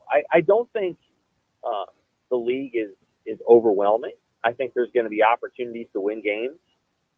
There are teams that you look at and you're like, that's going to be hard. I think Illinois is going to be hard for Nebraska to beat. I think Illinois has a lot of the pieces that make it hard for Nebraska to beat them. I think Northwestern is going to be hard for Nebraska to beat, but I think it's sustainable. K-State is who he is, and he had a real nice game, I thought. Hit a couple of threes, and the one thing he does is he makes the defense worry about him. You can't just let him be. You got to kind of follow him around, and that's good. And I thought Rink Mass played a game that it was a good Rink Mass game. That's the kind of game that you need to see from him all the time. And the most important, a very smart coach once told me, the 2 most overlooked things of a coach, and this is ironic, but it really is scoring and defensive rebounding. And the point that person was making is coaches can harp and focus so much on every other little intangible that, man, is it nice when you have somebody who can put it in the bucket and who can clear the glass when a team misses a shot. And I thought Rick Mass did a really good job of the latter. And of course, then he had the assist. This team needs defensive rebounding probably more than anything else. They've got guys that can score. They can put it together on any given night. Juwan Gary is doing that. I don't know if he's going to do it all season, but Juwan's playing quite well offensively. So what you need is guys that can clear the glass defensively, and I thought Mass did that. Rick Mass does not need to score 17 points a game. He doesn't. If he scores 10 or 11 or even 9, you can live with that. That double-digit number as a rebounder is what you need from him. And if he does that every single night, this team's going to be tough to beat because rebounding is what Nebraska, deep down, what Nebraska needs is great rebounding. And I thought last night they got it. Sam, I'd like to switch gears now to football. As we know, some big visitors set to visit Nebraska. Kyle McCord, Julian Fleming. We know conversations were had with Sam Levitt, Cam Ward, Will Howard, although if I were a betting man, it seems as though Nebraska is the favorite to sign McCord as of right now. Do you think a pocket passer is the right move for the Huskers, or would you rather see someone that has the ability to create with the legs as well? Well, anytime you can get a pocket passer who moves, you'll take that. Oh, but if you're asking me, would I rather see Nebraska get a Kyle McCord or go get a guy that runs around a lot? I'll take the pocket passer. I think, and here's why. I think it makes the rest of your team have to step up what they do, and it empowers your receivers and your running backs and your tight ends and your linemen, because it's like, listen, this guy's going to stay in the pocket and he's going to be a distributor. We're not going to ask him to run 13 times a game. Those carries are going to go to our running back, and our wide receiver, and we're going to throw the football like a normal throwing football team. And you know what? Players like that. They want that. Yeah, okay. Yeah, this guy's going to stay in the pocket. He's going to throw me the ball. I like that. They like. Now, there's nothing wrong with Patrick Mahomes. That's ideal.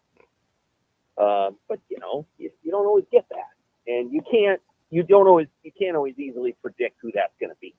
Like, you can see the athleticism of Sam Levitt, but what you don't know is whether Sam is Bo Nix or he's not. Like, he's below that. He's a guy that isn't very accurate, or you just don't know.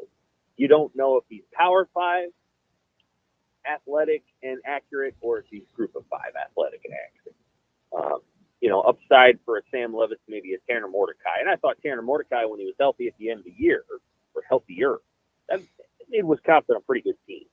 I thought Nebraska played arguably its best game, very close to its best game of the year at Wisconsin. And Mordecai beat him. He just outplayed him, and that happens.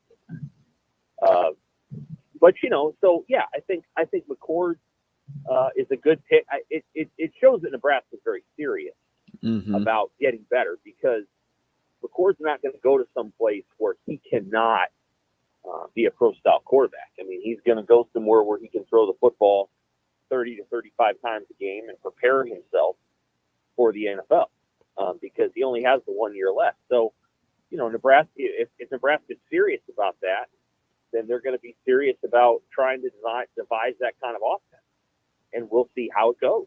I mean, I'm not opposed to it, but we'll see what happens. Sam, is it fair to say that the system that Marcus Satterfield wants to run dramatically favors a more traditional drop back passer? Well, I think it favors somebody, who at least embodies those skills. Again, if you can get the mobility, that's a bonus.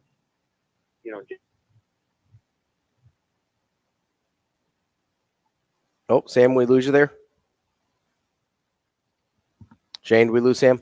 Might have. I'll check for him. All right, let's try and get him back there. So the point of my question there was with, I think some of us are having a hard time envisioning what we saw on offense this year and saying, well, Kyle McCord isn't going to be able to run some of those plays. It's like, yeah, I don't think Marcus Satterfield wants to run those plays again.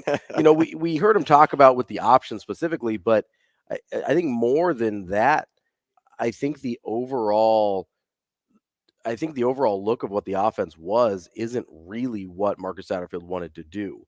I think they adjusted to it because of who they got in the portal. I don't know if Jeff Sims was handpicked, or we have him, Shane? Yeah, we have him back. I don't know if Jeff Sims was handpicked or if he was just the best they thought they could get. But Sam, we got cut off in the middle of your answer there about the Satterfield offense. But to give context again, I think sometimes Nebraska fans are having a hard time because they probably didn't see a ton of Satterfield before, imagining a Kyle McCord in the offense that we saw called this year.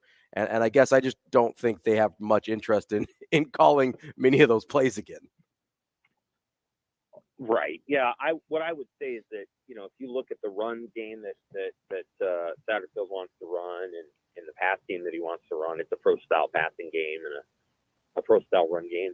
I think that they inserted the option mid-season because they were playing Harvard and they had to maximize his skill set. And, again, there is certainly a time, and it may be 2 or 3 years from now, where you can look back on year one, and we will know in 3 years' time whether year one was an unfortunate situation where they held themselves back because, they did all these other things, or if it was just, a blip on the radar. And we're going to find that out. If they sign McCord and he comes to the football program, and then they go into next year and they throw the football, 20, 35 times a game, and they run it, however many times. Let's say they run it 35 times and they throw it 35 times or 30 times. You'll know. But this was the worst pass offense in the Big Ten, or darn near. I guess Iowa was worse. It was one of the worst pass offenses in the country. It's going to be very, very hard to attract running backs and receivers to this kind of statistical output.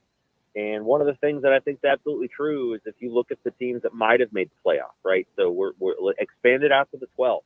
Look at the passing numbers for those teams and tell me if Nebraska fits into that. They don't. And so, it is what it is.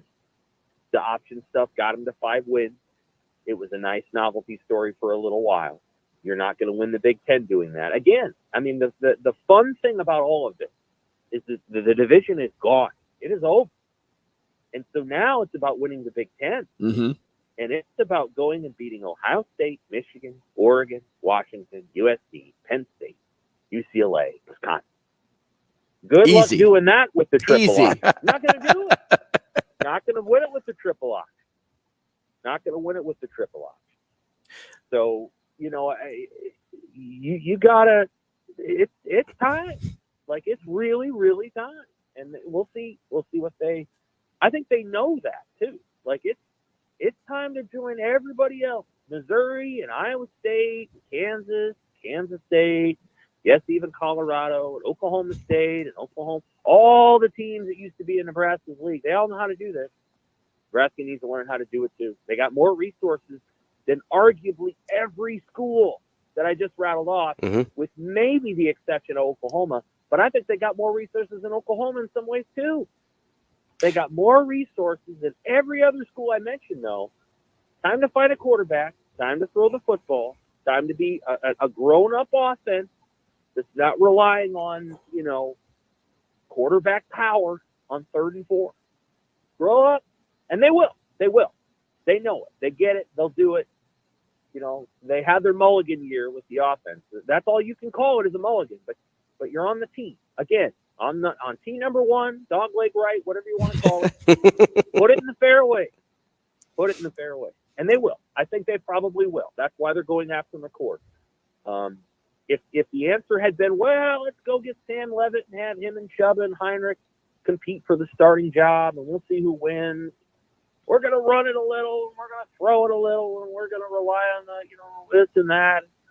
Maybe it'd be one thing, but no, they know. I think they know what they've got to do, and it's not going to be, easy.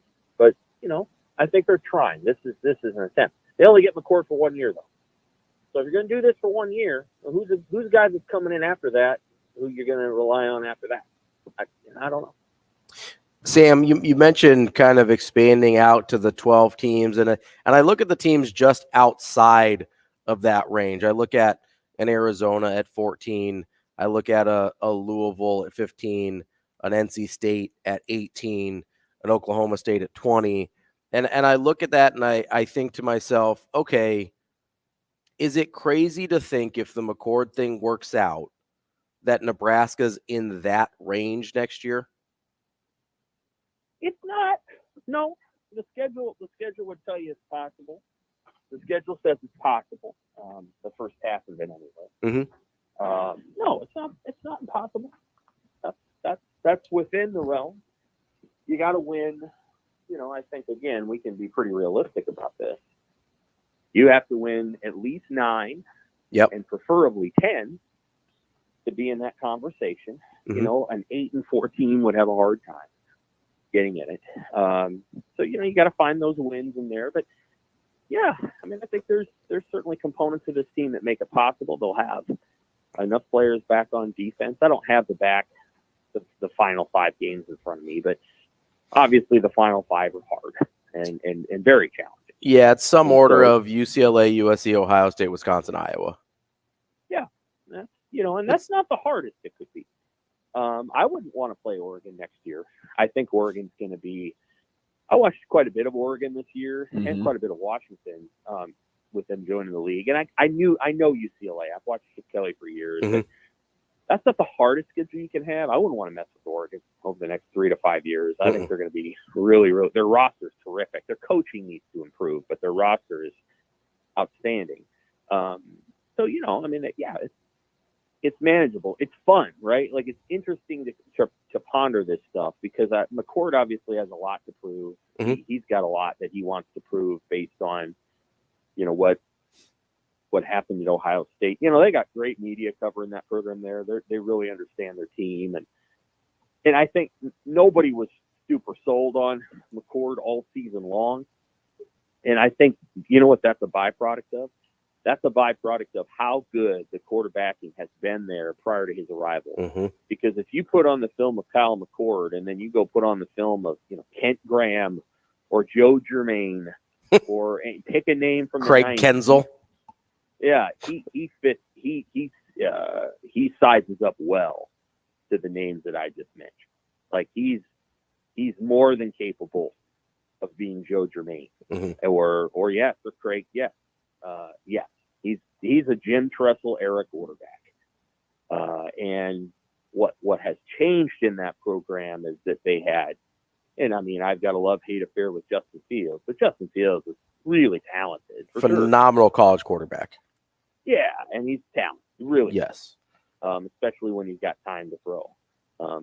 But Stroud and Fields and even Haskins, the late Dwayne Haskins, had you know, tools that McCord doesn't have. And so, you know, but as a college quarterback, I mean, Iowa would love to have him. I mean, I would take him tomorrow. They have their own guy, Cade McNamara. But, so, you know, I mean, there's a lot of things about this kid that are very quality, and he's going to have a lot. He's going to be very motivated coming out of a place that I think kind of ran him off. And, you know, I think he probably feels like, really, well, I didn't have that bad of a season, and I had to endure a lot of criticism, Ryan Day, when in reality, you know, there's things about your team that aren't as good as they were when you took it over, and that's absolutely true too.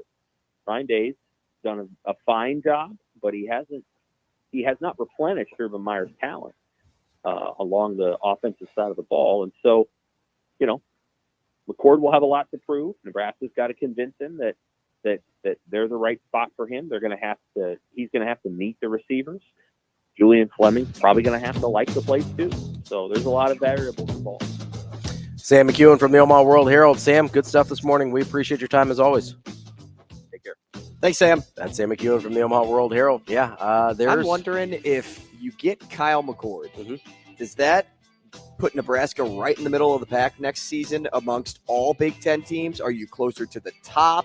Are you kind of in between the top and the middle? Because I don't think you're below the line. That's an interesting question. Let's tackle that next here on Hurrdat Sports Radio.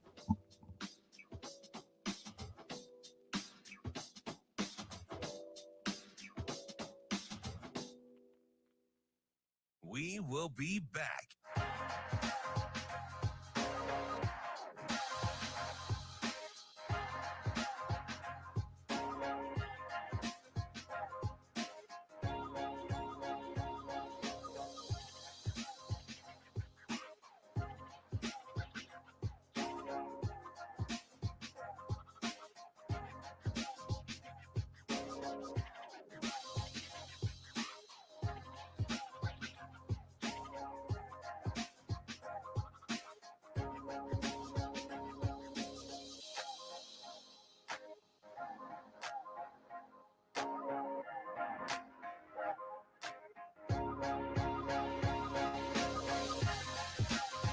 We will be back.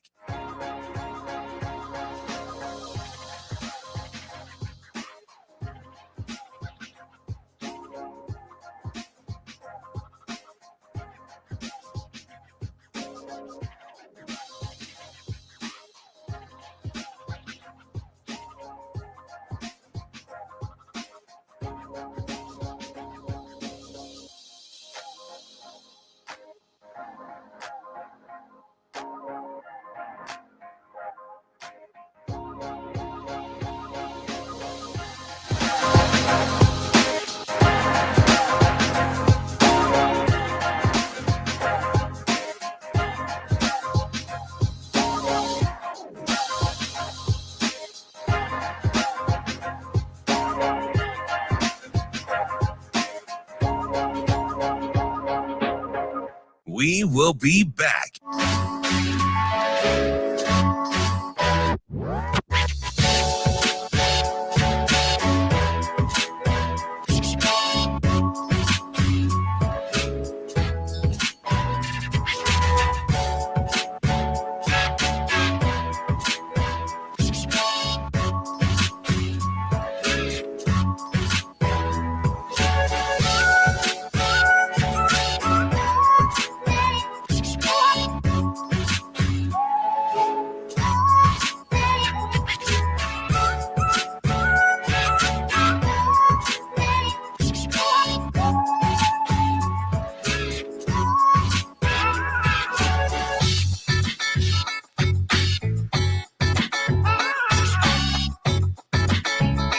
We will be back.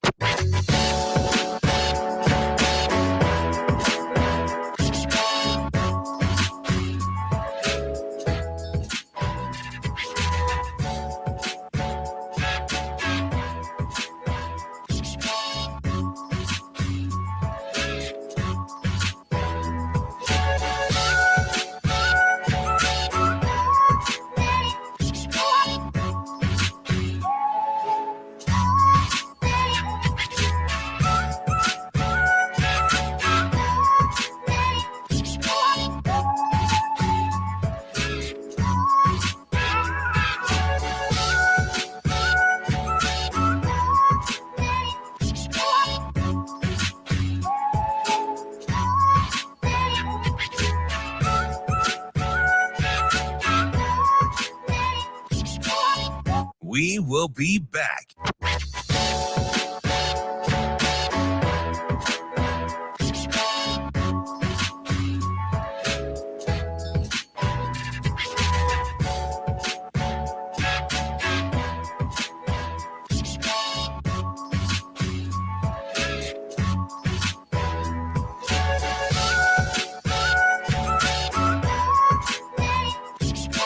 We will be back.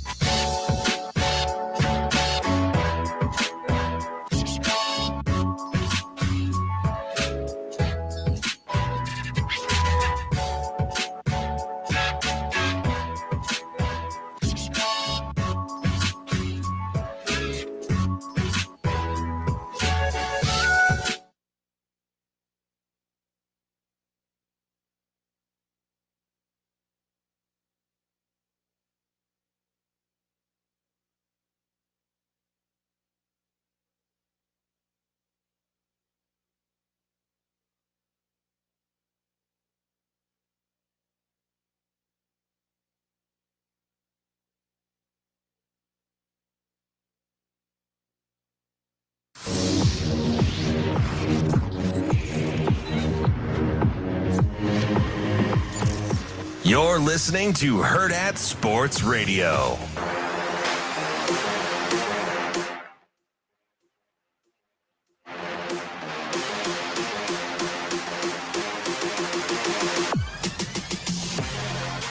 We're halfway through the show here on Hurrdat Sports Radio. I'm Ravi Lulla. Andrew Rogers here with me. We're on AM 590 ESPN Omaha, ESPN Tri-Cities, as well as the YouTube and Twitter streams. We are brought to you by our friends at Dingman's Collision Center. Dingman's has been in business in Omaha for over 25 years, family owned and operated. First place best of Omaha for 18 years running. They've got 4 great locations throughout the metro area, and they invest in the latest technology to stay up to date with everything they need to work on whatever make and model you have, everything from Fords to Teslas. They also invest in the community. They give back with every car repaired. Go check out dingmans.com for more information. You brought up an interesting question with Kyle McCord, which this is we're doing a hypothetical here. Mm-hmm. We're not reporting that he's signed or gonna sign or whatever. I think Nebraska's in a good position for him. But if Kyle McCord ends up at Nebraska and is their starting quarterback next season, you ask, where does that put Nebraska in the pecking order of the Big Ten? Am I getting the question correctly? That is correct. Okay. So you asked, are they any lower than top half? Right. I certainly don't think they're below top half. So we're looking at let's do a little thought exercise here. But you have Oregon with Dylan Gabriel, who they're going to be top 3. So it's going to be Michigan, Ohio State, Penn State, Oregon. I think we'll all be ahead of Nebraska. That's 4 teams. And I'd probably put Oregon above Penn State. That's fine. I'm not doing an order here. Just teams that I think for sure are above Nebraska, right? So that's 4 right there. Do we think Washington? We don't know what their quarterback situation is going to be. They're projected to be Will Howard. I would say yes, above. Okay, because I don't disagree. I'm a big Kalen DeBoer guy. Don't disagree there. So that's 5 out of, we're talking 18 teams, right? Isn't that crazy? Is that's the right number, isn't it? The Big 18, but still called the Big 10. Are they gonna have the Big 10 logo, but put a little dash in the 0 so it looks like an 8? No, they're just gonna square root the 10. Not square root. Put it 2 up in the corner. That's not how it works. No, the big one. not at all. That's all right. That's all right. It's fine. I'm trying. So we've got 5 teams It's there. early. It's Monday. So 5 teams there. Right. I believe you're still above. So you've got USC and UCLA are the other 2 additions. Right. Which I really don't know what to make of either of those 2 teams. Because I don't think USC is built well to transition to the Big 10. You're without Caleb Williams. Mm-hmm. USC is really interesting. UCLA, again, I think they'll be competitive.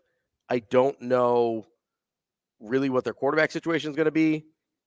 They did take a step back this year from what they were 2 years ago with DTR as a 5th-year senior. Defensively, that should transition better, though, than UCLA should. Yes. USC. USC, even so, one of the things that I think we'll probably get to in the sports cleanup is, so USC is hiring Matt Entz away from North Dakota State to be not their defensive coordinator, but as a linebacker coach / associate head coach. Super weird move, but for Entz, I mean, because the last handful of guys to be in that North Dakota State head coaching job got FBS head coaching jobs. So to not even take a coordinator role, I think is really strange.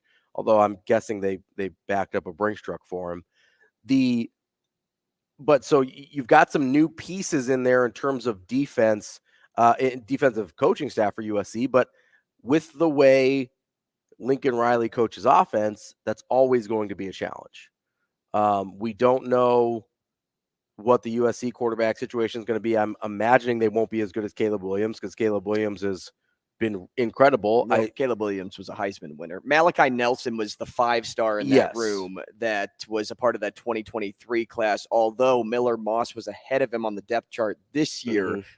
I'd expect Malachi Nelson to elevate from the 3rd-string role to the top role. But as we see in Texas, Arch Manning is still listed as the 3rd stringer despite being a 5-star too. I haven't seen enough of Malachi Nelson to know any different than what the depth chart tells me. Sure. But as of right now, Miller Moss is ahead of him. Yeah, and so you don't know, is USC going to try and get somebody out of the portal as well?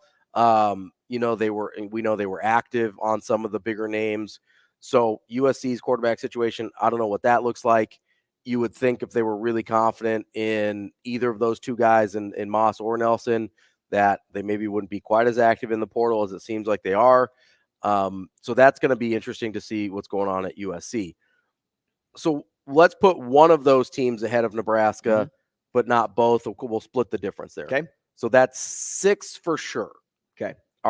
And then I think you get into a range of teams that you say, yeah, Nebraska's probably in that neighborhood. You've got your Iowa, Wisconsins of the world. Mm-hmm. You've got, without Tagovailoa, Maryland's taking a step back. Mm-hmm. I think Rutgers is probably, if Nebraska's got Kyle McCord, I think Nebraska's better than Rutgers. Absolutely. I think they're better than Michigan State, obviously, Indiana. I think they're better. Michigan State will be interesting as they try to build something with Jonathan Smith. They already got that transfer from Oregon State who would backed up DJU, that Chile's. Andres Chile, I think. Yeah, Chile. But again, remember now, I don't know it'll take as long, but because Oregon State's a really hard job, but it did take Jonathan Smith 3 years to get it going at Oregon State. So I don't know that I expect a super fast start with Michigan State, especially because that program's kind of been a dumpster fire a little bit. So I think next year, Nebraska's probably ahead of Michigan State. I think they're ahead of Purdue. I think they're ahead of Illinois. I think they're ahead of Minnesota. Mm-hmm. I think no worse than top half. Max Brosmer, transfer going to Minnesota next year. I think no worse than top half. Was he New Hampshire? I think it was New Hampshire. So I think no worse than top half. And I think you could talk me into as high as. I mean, there are teams in that top half to kind of go into what you're thinking about right now, where you are above USC, where with you Kyle could be. McCord, Yeah, you could be above USC. You could be above UCLA. You could be above. I mean, honestly, I'm not saying Nebraska's top 5. No, but Nebraska sure as heck isn't any lower than 9. You could talk me into them being above anyone except those big 4, the Michigan, Ohio State, Penn State, Oregon, because I do think there might be some flux in Washington, where not that they're going to be bad, but that they might take a little bit of a step back. You could talk me into anyone except for the top 4. I think it's likely after the top 5, but the hard part is, where do they sit either in front or behind of Iowa and Wisconsin, because that could significantly drop you out of the top half. Absolutely. If you have Wisconsin and Iowa above you. However, what I saw from Iowa this year, and yes, they were without Cade McNamara, but they still weren't lighting the world on fire with Cade McNamara. No, they were not. not. What I saw out of Wisconsin, which was a broken team that somehow, some way found a way to get the better of Nebraska in that football game, in a game where Nebraska didn't have a good, solid quarterback, a good offensive foundation for themselves to win that football game. That right there tells me if you insert Kyle McCord, you're better than Wisconsin. You are better than Iowa. Absolutely. And it's just that. You beat Iowa with Kyle McCord.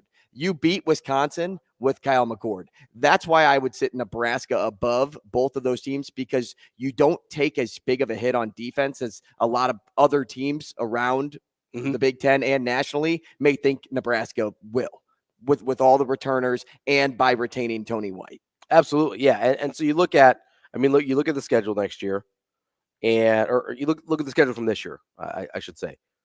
With Kyle McCord, do they beat Minnesota? Yeah, absolutely. With Kyle McCord, do they beat Michigan State, Maryland, Wisconsin, and Iowa? Yeah, absolutely. The only games that I look at that they probably don't win with Kyle McCord are Michigan and Colorado. The way Colorado was playing in that game, I think they still lose. And I get the schedule's different next year, but all of a sudden you're looking at, okay, 9-3 is not crazy.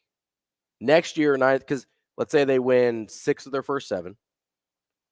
Then you win 3 out of 5 on the back end. If we're saying they're better than Iowa and Wisconsin, that's 2 right there. And then you just have to beat either a USC or UCLA team that we have no idea what they're going to look like. Like, it's not crazy. And that's why landing Kyle McCord is so important. Because or a top named someone in that neighborhood of Kyle McCord, because it all of a sudden makes you a serious football team again. When you're trotting out Heinrich Harburg last year, you weren't really a serious football team. When you were trotting out Jeff Sims after what we had seen from him, you weren't really a serious football team. Chuba Purdy, it was tough. I didn't think he looked that bad, but you're trotting out a third-string quarterback. You're not really a serious football team at that point. You trot out Kyle McCord every game, you're a serious football team all of a sudden. And I think that puts Nebraska at least in the top half of the Big Ten. Coming up next, we're going to talk to Kallen Hake from Nebraska and the Team Jack Foundation. That's coming up next to wrap up hour number 2 on Hurrdat Sports Radio.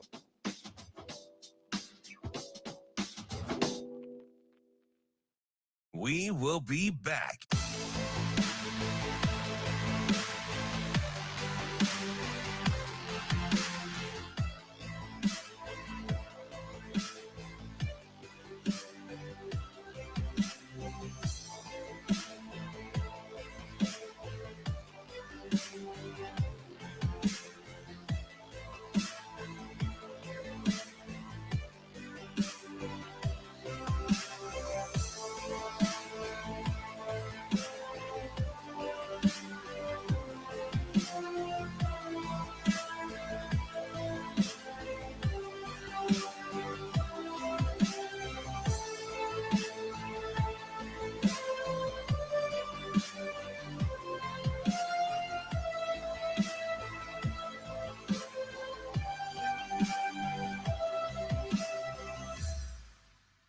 We will be back.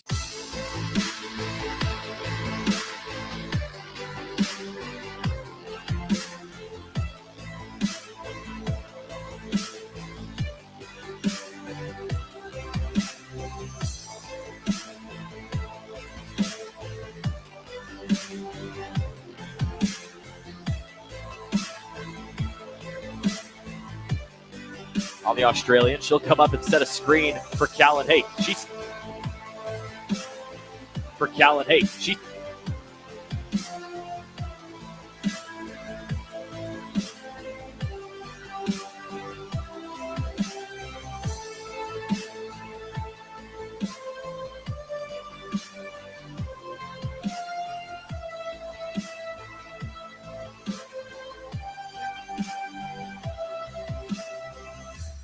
We will be back.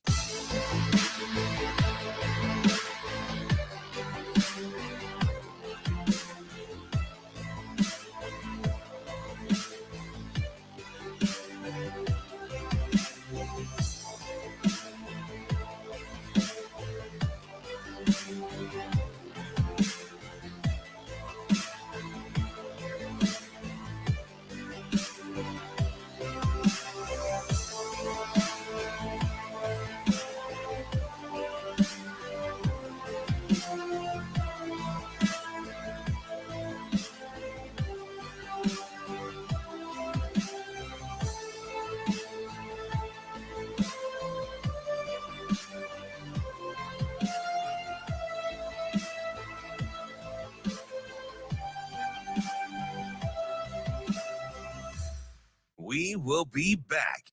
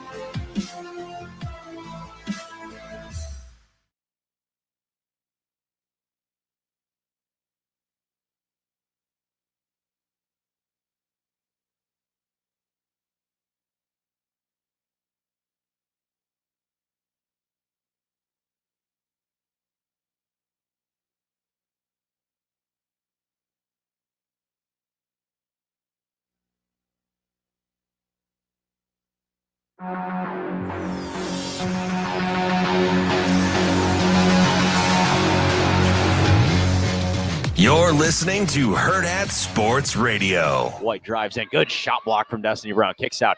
Hake left wing three. Knocks it down. That's what you want to see out of Kallen Hake, knocking down threes like that. The shot gets contact. Owls bench wanted to travel on the Australian. She'll come up and set a screen for Kallen Hake. She sidesteps. Fires for three. Good. We are wrapping up hour number 2 here on Hurrdat Sports Radio. I'm Ravi Lulla. Andrew Rogers here with me on AM 590 ESPN Omaha, ESPN Tri-Cities. A reminder, using your seatbelt saves lives and prevents injuries, but only if it is properly worn. Make it click. This message from the NDOT Highway Safety Office. We are pleased to be joined now by current Nebraska women's basketball player and Team Jack representative, Kallen Hake. Kallen, how are you this morning? Good morning. I'm great. Thank you for having me. Yeah, absolutely. So I just want to dive right in here. How did you get involved with Team Jack in the first place? Yeah, so I have a near and dear connection with pediatric cancer. And so when I got on campus through Nebraska's life skill opportunities, I mentioned that, and they got me connected with Kylie at Team Jack. And it has just been such a pleasure to have Team Jack here in Lincoln. So you mentioned that you had that previous connection, and I don't want to dive too deep into your personal life, but based on Team Jack's mission, how did that kind of match up with your overall feelings and experiences coming in? Yeah, so I actually lost one of my best friends to glioblastoma back in 2017.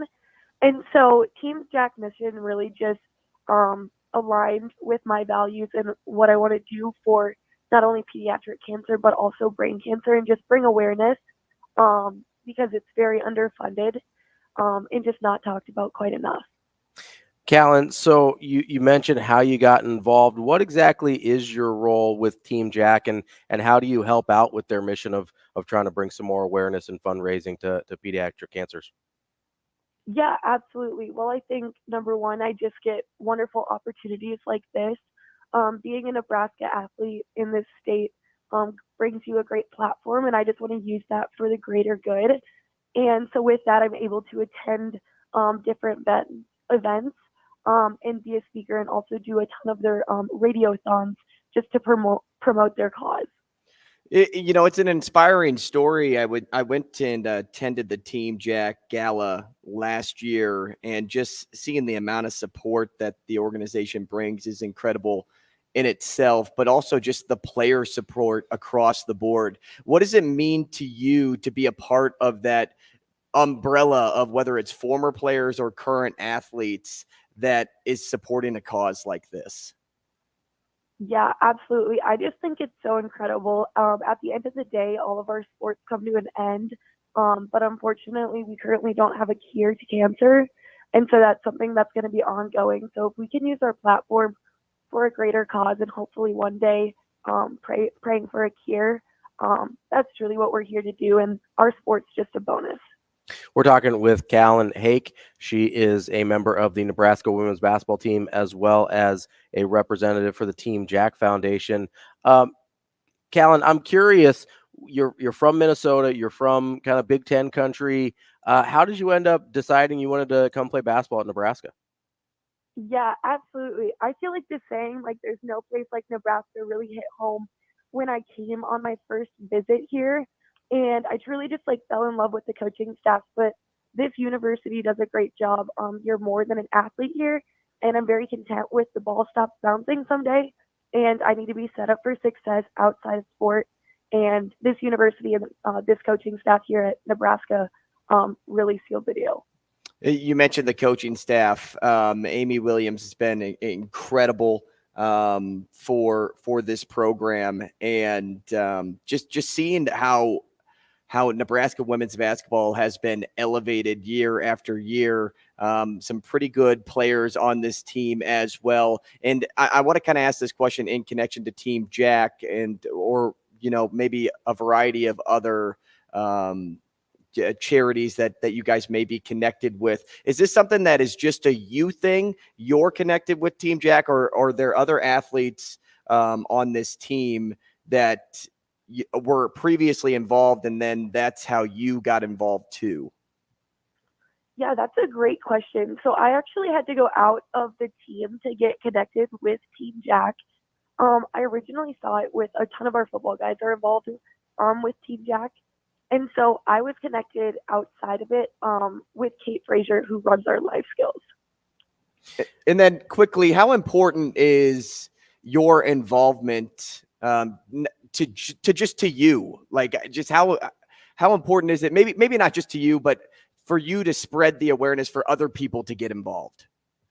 Yeah, absolutely. It is so important to me just to know that these families aren't going through it alone, that they have our prayers and hopefully also their some financial help, and that we're just praying for a cure, but also fundraising for a cure, and just being able to come alongside of them and hopefully bring some joy and light in such a dark and uncertain time. It really just holds a near and dear spot in my heart, and I'm just grateful that I get to be a part of Team Jack.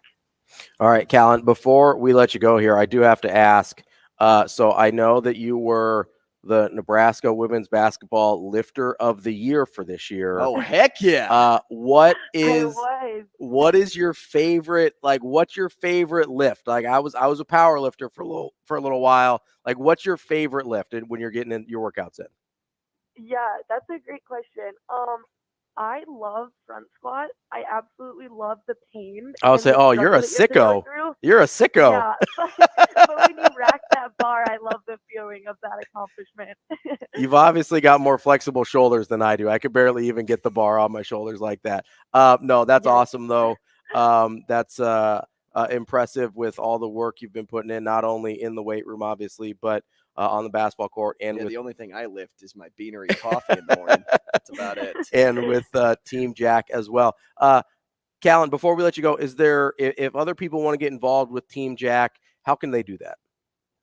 Yeah, absolutely. Well, just go to the Team Jack Foundation on your smartphone, and there's a wonderful website where you can donate, hear about the cause, and see some events that you can get involved with. We're always looking for more volunteers, and just to help these families know that they're not going through it alone. That's Kallen Hake. She is a member of the Nebraska women's basketball team, a full-fledged sicko when it comes to the front squats, but a great member of Team Jack Foundation as well. Kallen, we appreciate your time. Thanks so much, you guys. Thanks, Kallen. That's Callin Hake. She is a sophomore guard for Nebraska women's basketball, involved in the Team Jack Foundation. As so many Nebraska athletes, both past and present, are. Man, front squats. That's wild. If you not only that, the women's basketball team and their success this year has been wild. Absolutely, yeah. They're 8-2 on the season on a 4-game winning streak, playing some good basketball. I gotta say though, front squats. If front squats are your favorite lift, front squats are so hard. Like you enjoy some like there's some pain. Like, I remember when I was first getting into they're terrible CrossFit lifting. Oh, front squats are the worst. Back squats, I'd be like, all right, yeah, I'm gonna throw some like 45s on the bar. Then I would like go up to like another, because I couldn't lift. Like, I mean, you look at me, I don't lift like Ravi used to lift, but I could get 2 45s on both ends, and then at one point I got 3 45s on both ends, which was pretty good for me. Good. But then you go to front squats and it's like 2 25s on both ends. And that's it. That's like all I could ever do. I can't even, like, I wasn't kidding. Like my shoulders are so like immobile. Like I had to use. Yeah. Cause what do they tell you to do? Like get your elbows. Yeah. They want you to like throw your elbows through. Like shoulder width to the bar. I can't even do that. I'd have to use lifting straps, and then I'd hold the straps to keep the bar in place. It's a little cheat code that I learned. People underestimate, like, it looks easier than it actually so is. Hard. If anybody who knows the people that love front squats are like nut jobs, full on sickos. That's why she knew as soon as I said it. She knew. You heard her laugh. Well, because she goes, I like the. She liked the pain. She said, I like the idea of putting on the weight and then looking at the bar and being like, yeah, I'm about to do this. Yeah. That's essentially what she said. It's a challenge. That's what she enjoys. It's so and it good on her, because she's got more mental toughness than I do, for sure. And that's why she's playing a sport right now at the Division I collegiate level, and we are not. TK says, gotta love front squats. Only us sickos love front squats. That's right, TK.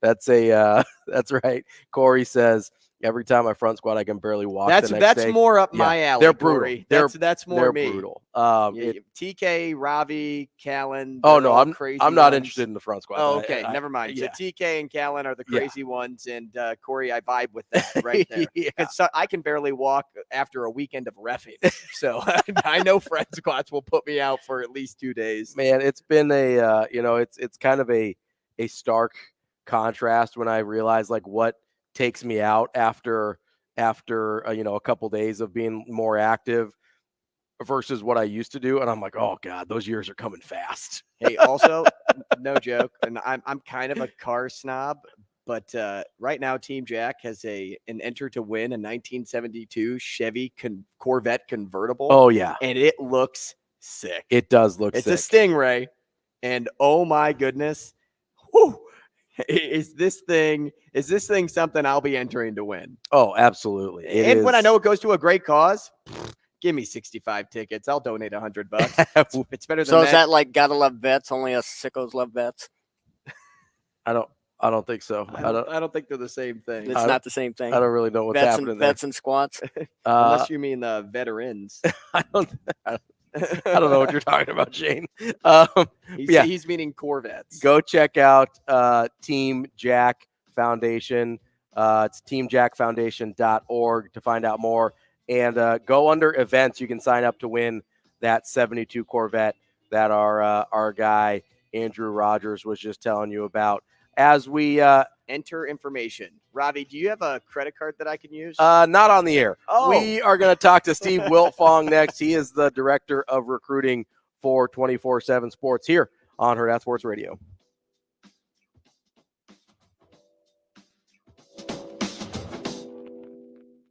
We will be back.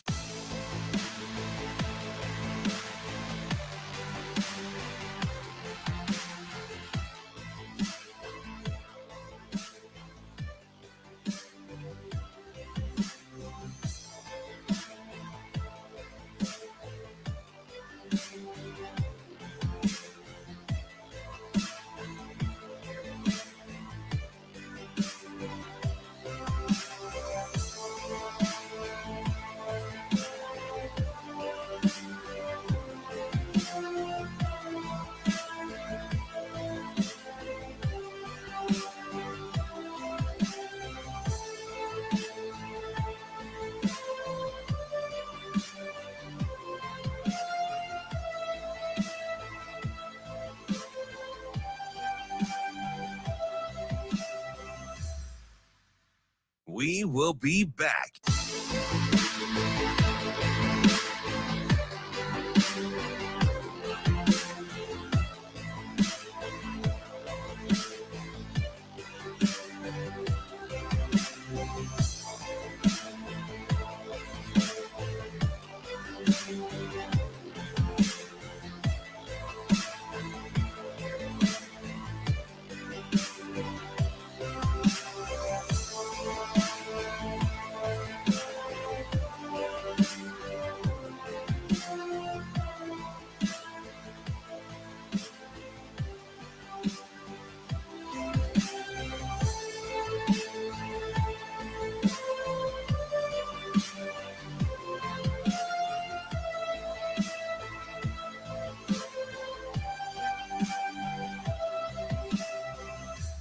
We will be back.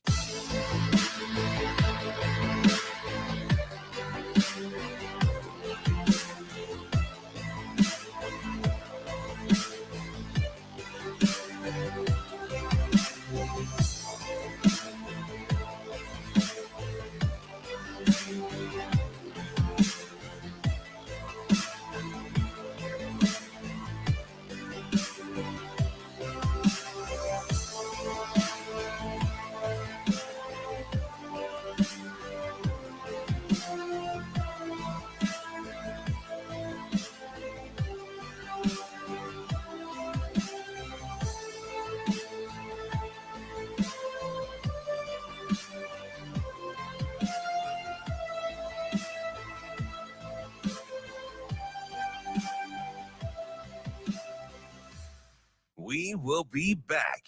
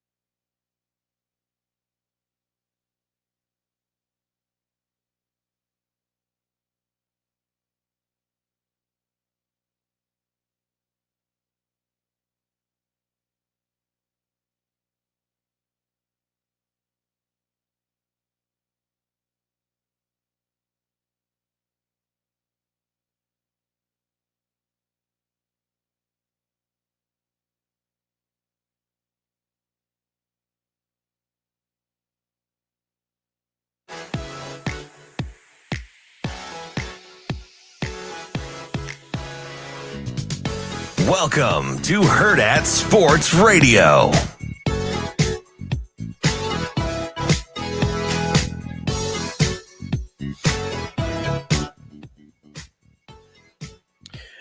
Kicking off hour number 3 here on Hurrdat Sports Radio. I'm Ravi Lulla. Andrew Rogers here with me. Hey, man. We are live from Hurrdat Sports Bar and Grill on the H&H Chevrolet stage. And we are on AM 590 ESPN Omaha, ESPN Tri-Cities, as well as KFOR for this third hour in Lincoln. We're joined now by Steve Wiltfong of 24/7 Sports. He is the director of recruiting. Steve, how are you this morning? Good morning. Doing well, man. Just trying to keep up with everything. Early signing period is fast approaching. Transfer portal has taken shape, taken off, and over 2,000 players, I think, in the portal right now. Guys are starting to declare their college future. So just trying to keep up with everything, man. How about you guys? You're telling me you're busy this time of year? I was going to say, Steve, we appreciate you joining us because it is just about the busiest time of year for you, I'd imagine. Well, what I would say is it's the time where there's the most eyeballs on it. I think that I feel like I'm no more or no less busy than I am at other times of the year, but the fan interest this time of year is higher as schools put the finishing touches on their recruiting classes and they're hitting the portal hard, and these fans want to know what this roster looks like moving forward, particularly at Nebraska. I mean, you guys are a program that have been in a lot of close games over the last 3-4 seasons, and it just seems like every single time it goes the opposition's way. But Matt Rule and company recruiting the class here, hitting the portal hard to, try and get you guys back into the postseason and beyond. He's a program builder, did a phenomenal job at Temple, greatest head coach in Temple football history, then went to Baylor, took them from the drudges all the way up to the conference hierarchy and into a New Year's Six Bowl. And, it's only a matter of time before Coach Rule and his staff get it ripping and roaring at Nebraska. He's too good of a football coach. The track record's there, like the players that are recruited, and thought Nebraska played hard each and every Saturday. And I know they're already gearing up towards having a great spring camp and beyond. Steve, I'm curious, you mentioned all those close losses, not just under Coach Rule, but going back to previous staffs as well. But, one of the names that's been tied to Nebraska, obviously, is Kyle McCord from Ohio State. He's on a visit here in Lincoln this week. If let's just hypothetical, right? Say Nebraska lands Kyle McCord or somebody in that neighborhood.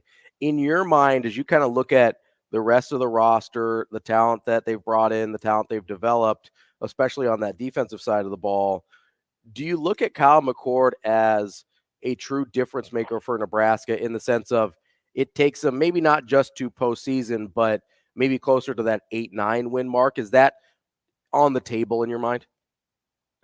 Well, I just think with Kyle McCord, if Nebraska is able to land a player like him out of the portal, you're getting a young man that's seasoned, that's played in some big games, that's going to be tough and knows how to prepare, and a guy that could be a great leader as well. Ohio State, they got one of the best cultures in college football. I think they have a great coaching staff, and he had a chance to be under those guys for 3 years, and then he wins the starting job this past year. Shows the grit and toughness to go on the road at night and beat Notre Dame under the lights with a game-winning drive, completed over 65% of his passes this year, took care of the football. Some of those interceptions, he only threw 6, were not his fault, and so I think that he would be an exciting pickup for Nebraska, would certainly upgrade that quarterback room, and it's the most important position in college football. And I think that Nebraska was limited at times with what they could do because of what they had under center. And certainly those guys, there were times during the course of the year where Jeff Sims and Purdy and those guys did make some good things happen. But I think the consistency that you would get out of the quarterback position with someone like Kyle McCord would certainly raise them several levels. And then, obviously they've added a lot of speed on both sides of the ball with what they've done on the recruiting trail and in the transfer portal since they got here. So Kyle McCord would be a massive pickup. Nebraska's swinging big at that position in the portal. They reached out to everybody, and I think that they're invested. And so it'll be interesting to see what happens with Kyle McCord moving forward. Steve, you mentioned at the start of the interview that this isn't any busier than a normal day for you at this time of year because, it's just kind of the nature of the beast, the nature of the business. But you said there's more attention on the portal right now, and that's why it seems busier than it actually is. And when you talk about attention, somebody that got a lot of attention this season was Deion Sanders, and him getting to Colorado and essentially having a mass exodus of that team, turning it into what it was. And now all of a sudden it seems like year one is no different than year two, where everybody decided, well, this isn't what I expected it to be. What do you make of the mass turnover we saw before and after year one of Deion at Colorado? And do you think year two will spit out a similar outcome? Well, I think that, he took over a football team that won one game the year before, so he thought he had to overhaul his roster quickly to be competitive. And college coaches are getting fired pretty quickly. Mississippi State's head guy didn't even make it through an entire season. So you got to win quickly to keep the natives happy with what's going on the field, and Deion Sanders is no exception to that rule. If they don't play well this season, all the good fanfare and well wishes and stuff that you're getting from a supportive fan base, they can turn on you on a dime.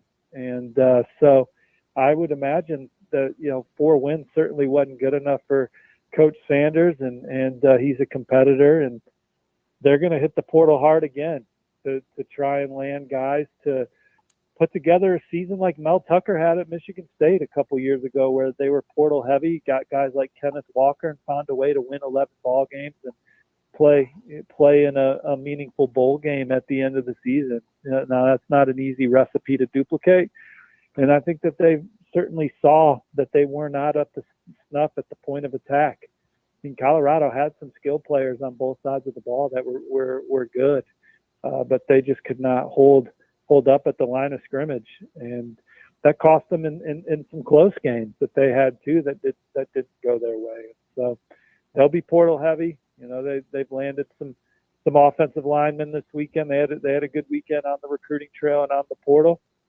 but we'll see what happens when they get them in the program and develop them. And we'll see how his coaching staff comes together, as he's had turnover on the staff as well. But they're going to be competitive in the portal. They're going to land a lot of guys, and they're going to try and continue to overhaul a roster that went from 1 win to 4 wins. And they're trying to win double-digit games. That's kind of what he's got his eye on. He's certainly not trying to be mediocre. We're talking with Steve Wiltfong. He is the director of recruiting for 24/7 Sports. Steve, I'm curious, with the transfer portal, how much has that kind of changed the nature of what you do? Obviously the recruiting websites used to be so heavily focused on high school recruiting, and they still are, but it's sort of added this whole other element to what people are looking for out of their recruiting websites. I'm just curious how you guys kind of handled that over the last few years as it became such a big deal.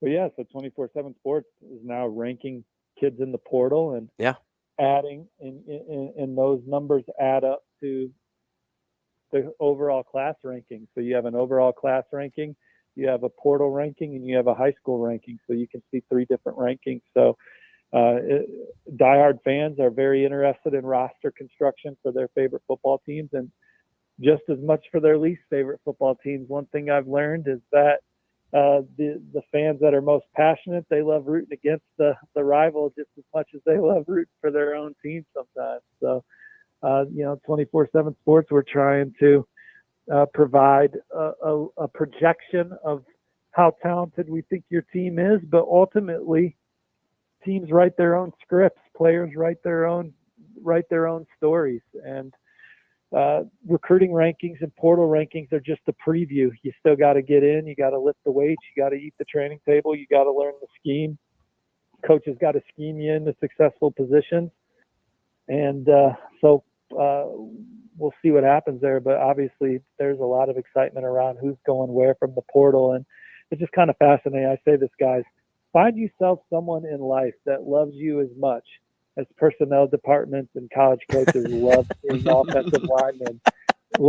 offensive linemen in the portal with any kind of game experience. And it's just fascinating to me that a young man that maybe played 3 games at a lower level school, just the amount of love that they can get in the portal, even though they're probably still not going to be an all-conference player for you on the next level. I was going to say, Steve, who's more coveted in the portal, the quarterback, the offensive lineman with any game experience, or the edge rusher? Yeah, so I think it obviously starts with quarterback, but I would put offensive line too. It's pretty close. To find big bodies that can bend and move with game experience, it's a very coveted thing again. And the guy could have piss poor grade from the games that he played in, but he just played it all. But he played. So let's bring him in, man. We'll recruit him like a 6-star and try and get him to come here. And he'll probably a reason why he didn't grade well or play that much where he was at. But I mean, those guys are coveted in the portal, though. Steve, I've got a listener question for you, and it's a question that kind of goes to the point of the grass may not always be greener on the other side. The question is, I've always wanted to know how many guys enter the portal and have to go down a level, whether it's D1 FCS or D2, and how many guys basically get lost in the portal. So a lot of guys do get lost in the portal. So there's levels to the portal. There are guys that go in the portal because they know that they're going to have great opportunity elsewhere to move up or move up financially. So you have that group of guys where they have representation and there's feelers out, and they know when they get in the portal that they are going to improve their situation from a prestige standpoint, and then typically that goes hand in hand with a financial standpoint. Then there are guys that go in the portal that maybe going down a level is a good thing, but they're still going to land on their feet and get to play more and get film and then have a better chance of getting evaluated by NFL front offices. So that's a good thing too. But there are a lot of guys that go into the portal and they don't have any kind of like compass. There's no schools that knew they were going in. They are just going in because they're not happy with their current situation. Those are the ones that are like risking drowning. If you don't have like a feel for the lay of the land, you don't know what's going to happen.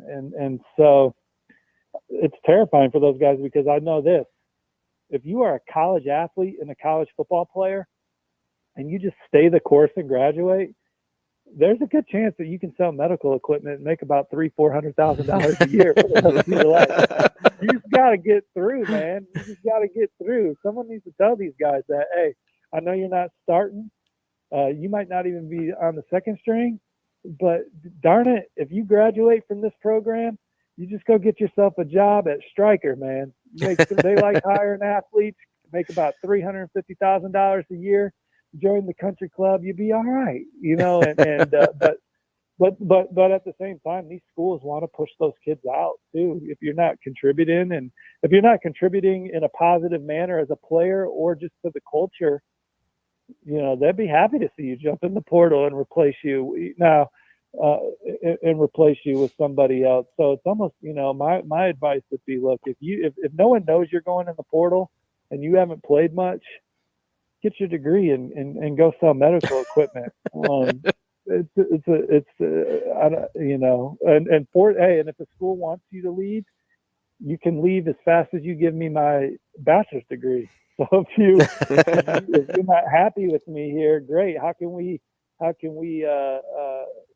hasten this process to me to get my degree so I can, you know, apply to these sales companies that love hiring former athletes, because there are kids jumping in the portal that then won't graduate from college also. And so that's kind of the sad deal. And you sometimes see kids that are like at these prestigious academic schools that aren't playing, and they'll go in the portal and they'll end up at like a FCS school. And no disrespect, like, people make great livings from every great college, but it's like, dude, you just left a school that has a track record of graduating over 90% of their players. So just go take your shot at a very small setting where the degree doesn't hold close to the same weight, and the connections and the alumni are nowhere near the same.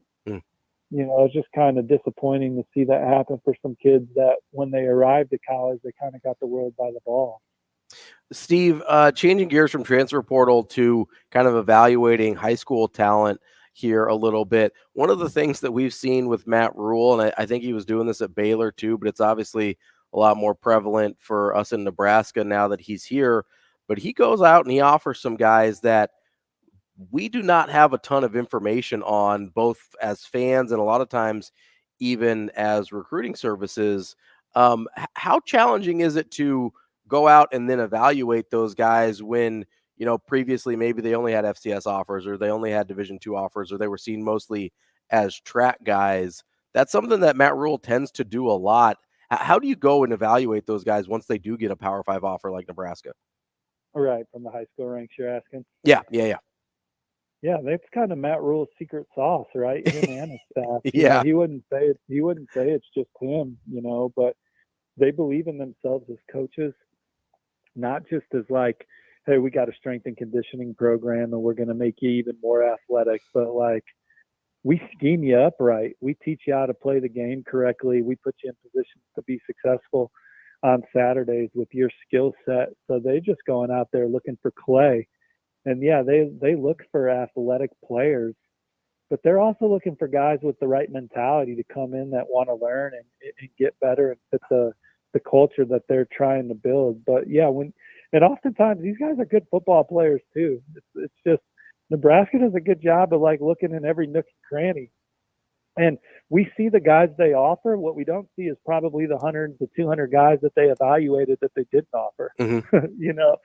So they're putting in the work, right? And you find some of these guys that rise on their board and get a late offer. They're the only Power 5 offer, but they probably, I bet you for every one guy they find, there's 15 guys that they put time in that they didn't offer. So it's a lot of man hours and a lot of grinding and sifting through players. And there's a lot of pride in the work in that personnel department with guys like Omar Hales, and the coaching staff is very involved, and Matt Rule is very involved. And they're not afraid to stamp a guy. They're not afraid to say, well, why hasn't so-and-so and so-and-so and so-and-so hasn't offered? If they like them, they offer, and they're not afraid to be first either, you know, early in the cycle and say, well, if we offer him, he might get 15 other offers, or, you know, look, we think he's good. We're offering him right now, and then we're going to build the best relationship with him with his staff in college football. So that's kind of their recipe. And again, Matt Rule's 2 for 2 at his last 2 jobs in college football, 2 places that were tough jobs. Temple historically didn't have anywhere close to the success Matt Rule did, and then Baylor. When Matt Rule got to Baylor, they were in the gutter. So he's 2 for 2 on the college ranks of his last 2 jobs, and Nebraska is a great place with some of the best fans in the land, the best support, and the infrastructure's there. So they didn't have the season they wanted to this year again, but you know, I still think the arrow is very much up on Nebraska Husker football. Steve, I've always been curious about this in terms of where a team sits in coordination with the upcoming class rankings. So, for example, the Huskers are 22nd in the class of 2024 rankings, according to 24/7. And, you know, it's always because Nebraska kind of sits in this window a lot. And my question is, how do you get to that next tier? How do you get a part of the 5-star tier, the top 10 in program rankings, the ones that are always seemingly competing for a national championship? And I know those are huge aspirations to ask and expect from a staff that's just in year 2, but how does Nebraska take that leap? Do they have to physically get there on the football field? You see the results and then you see the traction in the recruiting rankings, or can you actually get there without competing for a national championship? Well, I just don't think you're going to live in a world where Nebraska's recruiting top 5, top 10 recruiting classes, but you can live in a world where they land Carter Nelson, the number 1 player in state, and beat Georgia and Notre Dame for him, or Grant Bricks, the number 1 player in Iowa, and beat Oklahoma, among many others for him. And then landing, you know, I know people focus in on the blue chippers, but it's Nebraska going into the Lone Star State and beating TCU and Baylor for a guy that ends up being a future pro.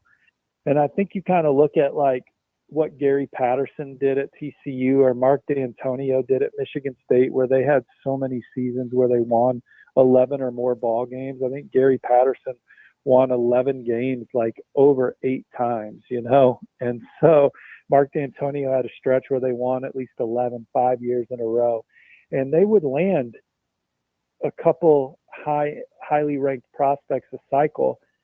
But really, it was about landing their kind of guys, high upside, chip on their shoulder, and then coaching them up, just having a schematic advantage most weeks because you got the best damn coaching staff, you know, and you got a great strength and conditioning program, and your program's edgy, hard-nosed, tough, physical. And whenever they step on the field on Saturday, they're not, they're the ones doing the pushing around at the point of attack, and they're the ones with the speed on the perimeter. And so I think that's Nebraska's recipe, is to win the blue chip battles that are attainable, and then go out there and that second tier recruiting, you're still putting in as much time and effort to beat Baylor, TCU, or whoever you're going toe to toe with, Iowa, for a guy that's got a future in an NFL future. You're putting in the same amount of man hours Georgia, Alabama, and Ohio State are for that 5-star. And then it's up to you to get the most out of them. And that's the recipe I see for a place like Nebraska.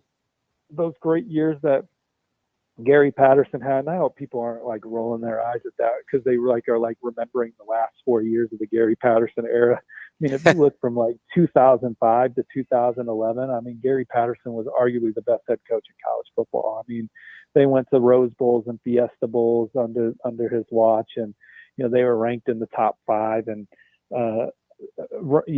during that stretch. And Mark D'Antonio took Michigan State to the college football playoff and beat Ohio State a couple times during that run, and owned Michigan. I mean, that's a hell of a recipe and not easy to reproduce. But I do think Matt Rule has shown that he can be among the best coaches in college football with what he's done. And now he's at a place with even more resources. I think he can be a consistent winner with time. That's Steve Wiltfong, Director of Recruiting for 24/7 Sports. Great Steve, answer. Great stuff there this morning. We appreciate your time, and keep busy out there, all right? Yep, take care, man. Appreciate y'all having me on. Hey, thank you, Steve. That's Steve Wiltfong from 24/7 Sports, Director of Recruiting. Awesome stuff from Steve there. Coming up next, we're going to get to our Warhorse Sportsbook Sports Cleanup. Tons of stuff we haven't gotten to yet today, including what we'll talk to our last guest about, Steve Gardner from USA Today, Shohei Ohtani. Something happened in baseball? A little bit. We might have to touch on that here in the next couple segments on Hurrdat Sports Radio.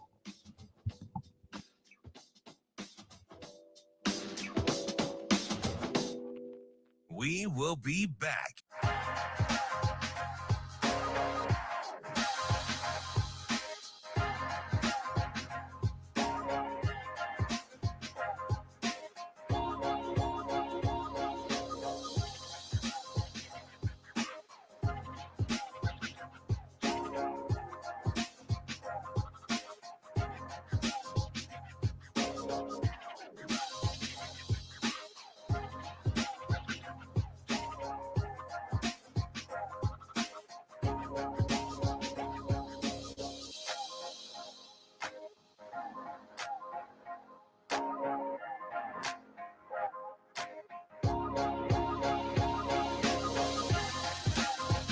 We will be back.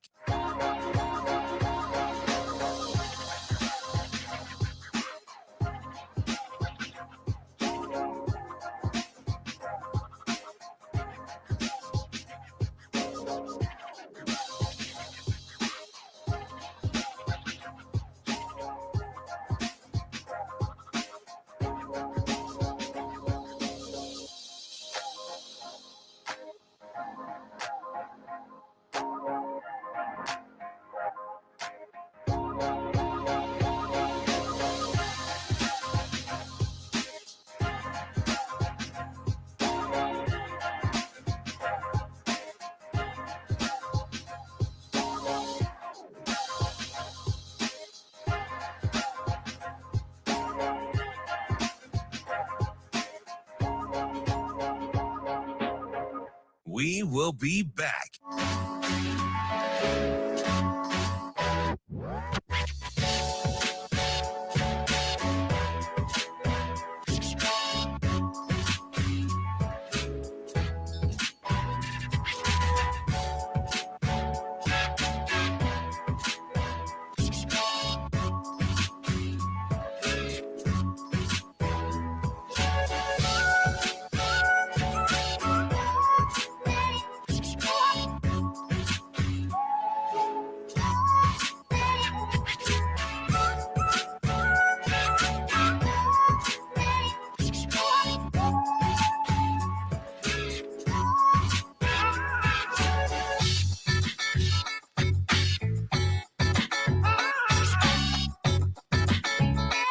We will be back.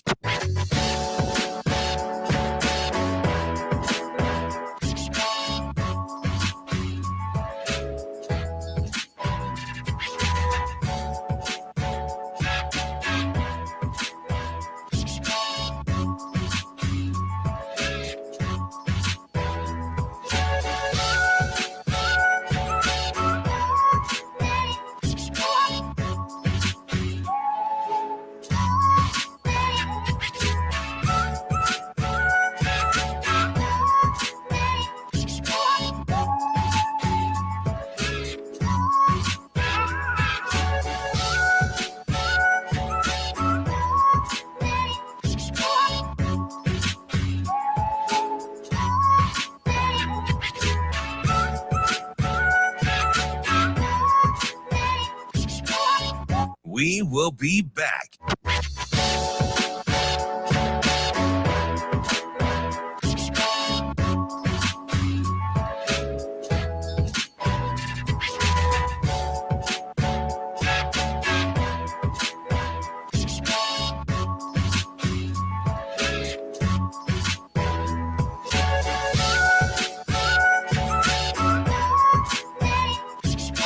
We will be back.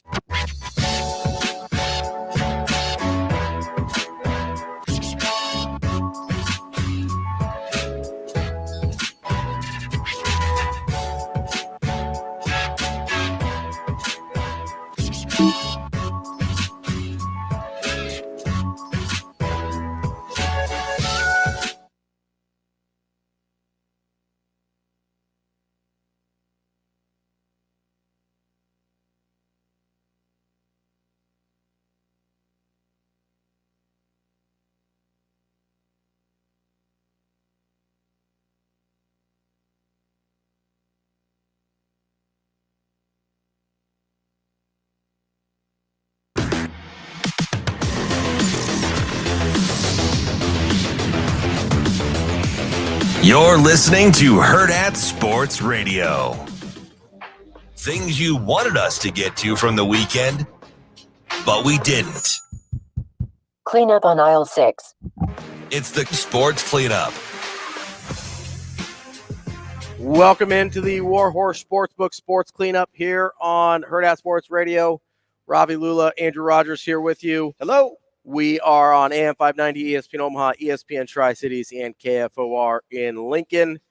As we get kicked off with this sports cleanup, a little bit of breaking high school news here around the metro. Millard North has named Alan Burrell their new head football coach, replacing the legendary Fred Petito. That just came down basically as soon as we went to break. Our own Mike Sauter broke that news on Twitter. So congratulations to Coach Burrell, and good luck to you, as I hope my Mustangs return to glory soon. Well, he was a part of that glory. He was a part of that state championship trio, right? Yeah, he was part of 3 as an assistant from 08 to 15. Right. So, he's a piece of what Millard North greatness looks like, and I think that was a huge piece into him returning, knowing that he was sort of kind of groomed by Coach Petito as well. Like, that has to feel good, knowing that you're Millard North and saying, like, okay, like, if we're looking for somebody to be a so-called understudy, like, that's what Burrell is. Yeah, well, and you like a guy that obviously has some Millard North ties and kind of understands what that place is all about. So congratulations to Coach on getting that job. I know it's a job that he really, really wanted from the people that I talked to. He'd been at Mount Michael for the last couple of years as their head coach, and he will start as Millard North's head coach this upcoming season. So a little bit of breaking news there. But there's a lot of other stuff that was going on this weekend that we haven't quite got to yet. First, we're going to get to Shohei Ohtani with Steve Gardner, so I don't want to get into him too much here. But just your initial thoughts. I don't think the Dodgers part was too surprising. I know a lot of the tea leaves had been pointing to the Blue Jays, and those fans lost their ever-loving minds when it came out that he was going to the Dodgers. Not just that he was going to the Dodgers, but we talked about this on Friday. You go, oh man, there's planes going here. And I was like, you know where the planes are. You don't know who's on them. Turns out it was not Shohei Ohtani on those planes to Toronto. He could have been on the plane, but it may not have been to sign a deal. It's just, I mean, of all the teams, man, the Dodgers, like, I mean, it makes sense though. He didn't want to move. I know, but we talk about the Dodgers all the time as the team that just ends up getting everybody. Yeah, like they build this so-called super team, which good for them for doing. Yeah. And that's a part of not having a salary cap in baseball. But, if they're going to spend the money, you might as well spend the money in ways like this. But, man, why couldn't another team just step up to the dish and say, no, it's going to be me? Now, how many other teams are offering $700 million? Because the price tag was $600 million. At least that's what was being reported. So there could be like the Giants out there that offered $600. The Toronto Blue Jays could have offered $650 million, and then the Dodgers just swoop in and offer $700. And good for them. If you got to buck up to get who you want. I've been saying that with Nebraska. Yes, you got to do that too in Major League Baseball. You want the best player in baseball, you go about doing it that way. But how laughable is it, man, that the Angels got absolutely nothing in return for Shohei Ohtani? You had every opportunity to trade him mid-season. Yeah, at the deadline. And you had every opportunity to re-sign him when he became a free agent. Yeah. Yet they didn't pull the trigger. Yeah. You didn't get any piece, like no sort of pieces in return. You could have traded him to a team that was making a playoff run. Let's just say the Atlanta Braves. You could have gotten prospects in return for him, whether it was 2, 3, 4. You could have gotten a named guy right now that could slot in and be your, third baseman because Anthony Rendon can't stay healthy. And boom, you have pieces now to where then you go back into the offseason and say, hey, Shohei, remember how we made this this deal to move you here? Now we have all these guys to build to be competitive playoff team.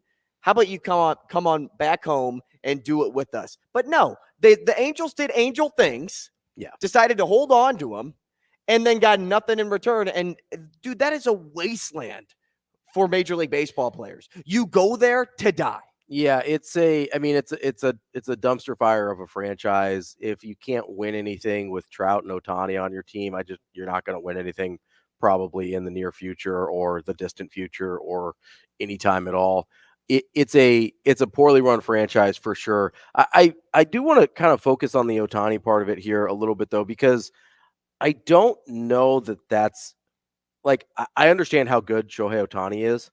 I don't know how good of a signing this is for the Dodgers, because I get that they're deferring some of the money so the tax implications aren't as aggressive, which isn't uncommon. We've seen deals with Scherzer. I mean, Betts and Freeman did deals like that with the Dodgers to avoid competitive tax balance. So like it's something that they've been doing, but you're committing so much money to a guy who at the end of this deal is going to be 40, has had a really hard time staying healthy as is. And sure, he can still DH and stuff while he's going through, but he's not going to pitch till 2025, right? And how you're paying him to pitch and hit? Yeah, you're not paying $700 million. him just $700 million is for the combo deal, right? Like you're not paying $700 million for DH Shohei Ohtani. You're not paying $700 million for just pitcher Shohei Ohtani. This Ohtani. is the second Tommy John surgery, so wear and tear on the body, what that can do. Now maybe he'll be like Nick Chubb, and no matter what lower body injury hits Nick Chubb, he'll still play football and be 100%. But the wear and tear on somebody's arm, like a major league pitcher's arm, a guy that's throwing 98, 99 consecutively, 5 days off, you do it, 5 days off, you do it. And he's doing it for 9 innings. Like Shohei doesn't come out of games. Shohei gets 7 to 9 innings. Yeah. And he's striking guys out, which means he's going like high deep pitch into counts. Ball games, and he's got a high pitch count. Yeah, I don't know. And listen, if the Red Sox had signed him, I'd have been thrilled. Like, I'm not going to pretend like that. I'm not. But if they had signed him for $700 million, I'd have gotten a little queasy. I'd have been like, I don't know how I feel about that. If you don't care about the payroll implications, the tax implications, whatever, that's totally fine. I just look at that and I go, man, you could get a lot of really good players for $700 million. You could build a really, really you're strong talking team. like 3 or 4 superstars. That's for why I'm $700 interested to million. know what the deferrals actually are. Yeah. How much is he getting paid per season? Because what it looks like on paper is 1 year, $70 million. Yeah, which I know is not the case. I just don't know what they said. All I heard was Jeff Passan reported, I think, either most or a majority. So you have to figure it's less than 35 a year that he's getting. I don't know what that number actually is, but man, you're putting a lot of eggs in one basket, and it's kind of been a fragile basket. So you have to say he's worth it right now. And that's how if he's healthy, he's worth it. Right. Right. That's and if what you have to take into consideration. Betting on him being healthy for how long? You have to get 7 of those 10 years at a high level for it to be worth it. Like you can eat 2 or 3 on the back end and feel okay. You probably have to get 7 good years out of him, which means one of those years pitching next year is already evaporated because he's not pitching next year. So you got to ask him to be a quality pitcher through 37, 38 years old. It's a big ask. Listen, again, if the Red Sox had signed him, I'd have been thrilled. But as you can remove yourself from the situation, you look at it and go, man, that's a lot of money. Yeah, but did you want to see him on the Dodgers? No, Blue Jays would have been more fun. Yeah, but take the Red Sox out of the equation. I'll take the Cardinals out of the equation. I think Blue Jays would have been more fun. Out of all the teams, yeah. Like I think I would have been more okay with him being a Yankee. Ooh, I'll pass on the Yankees. See, I think I would have been more okay with that than the Dodgers. Now, granted, I have to see the Dodgers more than I see the Yankees. Yeah. But still, it's just the Dodgers being able to get everybody and anybody whenever they want to, which they spend to get them. So, again, don't get me wrong. Right. There's a reason that they get guys like that. It's just like, man, like, why couldn't you be a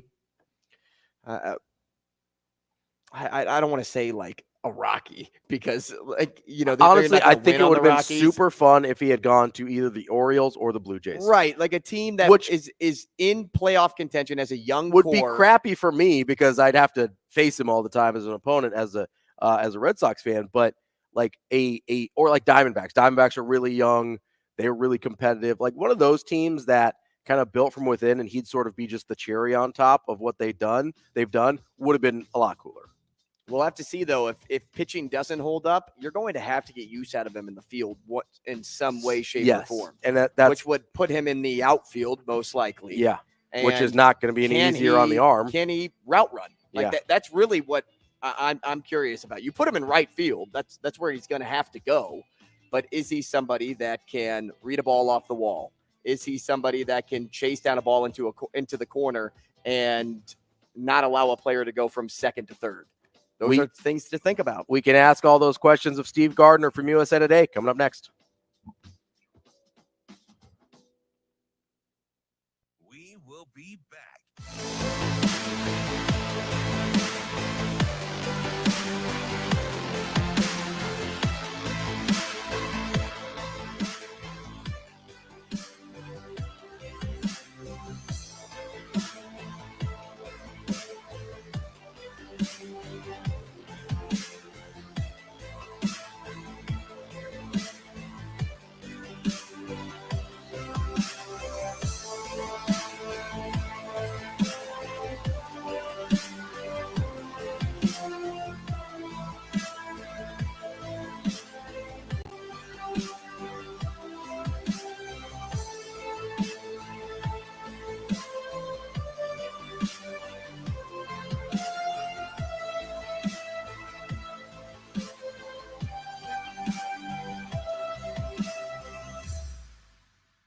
We will be back.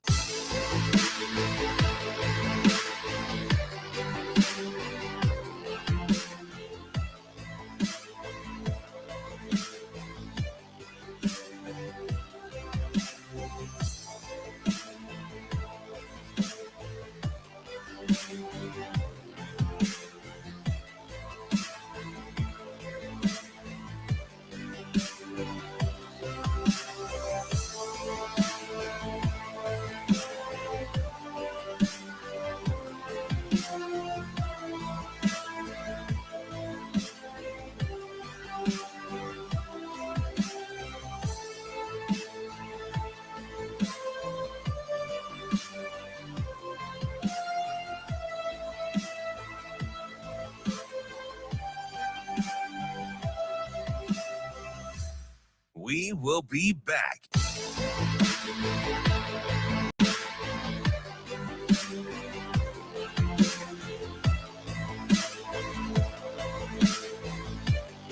Next pitch, swings at that one and lifts a high drive to dead center field. It's well hit, and this ball, Ohtani has just hit a home run, a solo.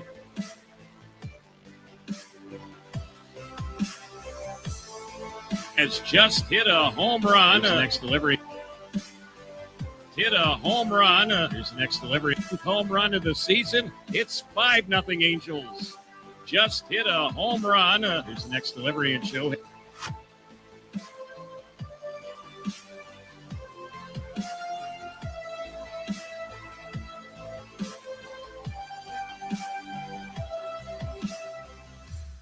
We will be back.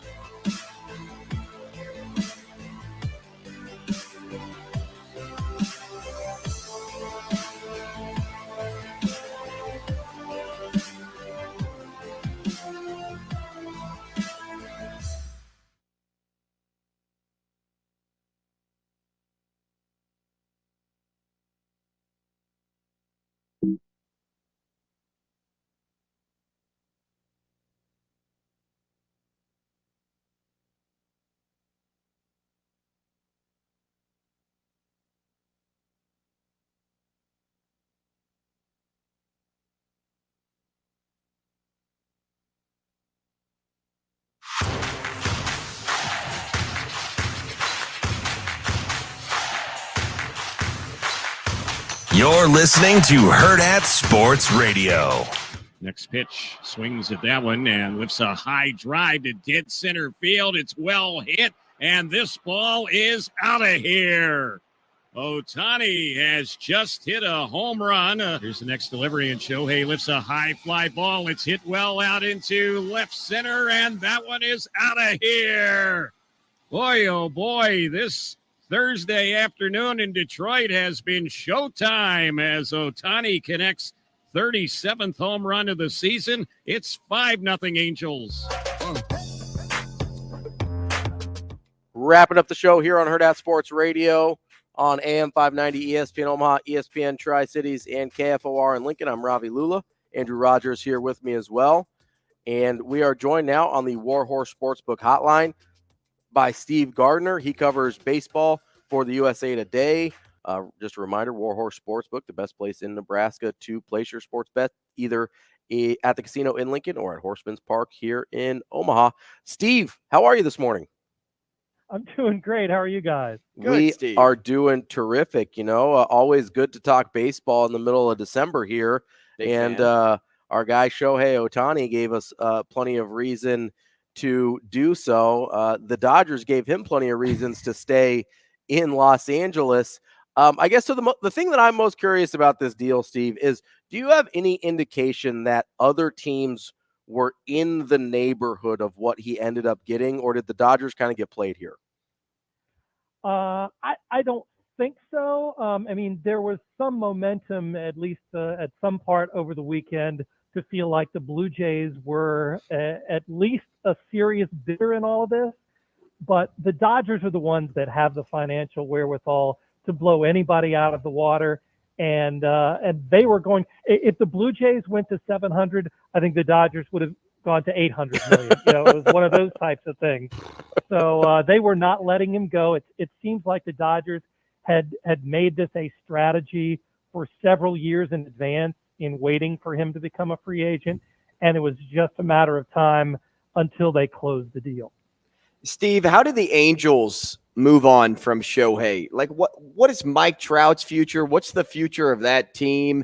And do you ever envision the Angels actually having star players on this team and making a playoff run? Yeah, I don't know. It's when you have Trout and Ohtani on the same team and you can't make the playoffs, that says a lot for your roster construction. And I know that Perry Manassian, the GM there, said that he was not going to trade Mike Trout. I think if you're the Angels and you have any chance of getting back to the playoffs anytime soon, maybe you have to reconsider that, because, I mean, he takes up such a huge chunk of the payroll that they're willing to spend. And, he's been hurt. The injuries have hurt the team, and not having him on the field while still paying him, a huge amount of money helps, or doesn't help at all. You construct the rest of the team around him to be competitive. And especially with what we've seen with the Angels and the Astros and the Mariners, those teams are always going to be pretty good, at least for the next few years. It's a very tall order to get the Angels back to the postseason. We're talking with Steve Gardner of USA Today, baseball writer. Steve, what does this mean for the Dodgers in terms of, they've kind of had some early exits. They've been a little bit frustrated with those, I know. What does this mean for them and their ability to get over that hump and make it further into the playoffs? Well, one thing it doesn't help, at least for this season, is it doesn't help the problem they have with starting pitching. Mm-hmm. And that's what they really need to address. And they're in the mix for Yoshinobu Yamamoto, who is the number one free agent that's now left on the market after Ohtani's side. But there are also several other highly motivated suitors for him as well. So I think the Dodgers, one of the things that they have still an advantage is that they have a very deep farm system. So it may not be that, they flex more financial muscle. It may be that they go the trade route and maybe trade from some of that strength in their farm system to get a Dylan Cease or somebody along Corbin Burns or somebody like that to be able to front the rotation, because they're not going to have Clayton Kershaw because he's not going to be healthy until mid-season. And I think he's still a free agent anyway, so they need to re-sign him, but I think that would be easy enough. But you've got Walker Buehler coming back. Maybe he's your number one guy, but he missed all of last year. Bobby Miller looked good last year, but he's a rookie. Ryan Pepio, also a rookie. I mean, you've got to go pretty deep. Emmett Sheehan, also another rookie from last year. Mm-hmm. You've got to go pretty deep. And after that, there's not a whole lot there. So the Dodgers definitely have a starting pitching problem that they'll need to address the rest of this offseason. Steve, that's not the only move that has been made this offseason. Some other big names have been on the market, and that one being Juan Soto, and he made his way to New York. He now fills out that Yankees outfield that also got Verdugo in a deal with the Red Sox. So now you have Judge, Verdugo, you have Soto, you can keep Stanton in that DH role.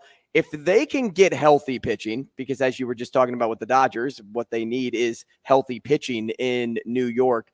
Where do you see the Yankees going this season? Yeah, I think the Yankees have a definite contender there. I mean, Garrett Cole, obviously, Cy Young winner at the top of the rotation, is a great foundational piece. But you mentioned the health. Carlos Rodon has to be healthy. Nestor Cortez has to be healthy. And the Yankees are going to be players on the free agent market and possibly the trade market this offseason.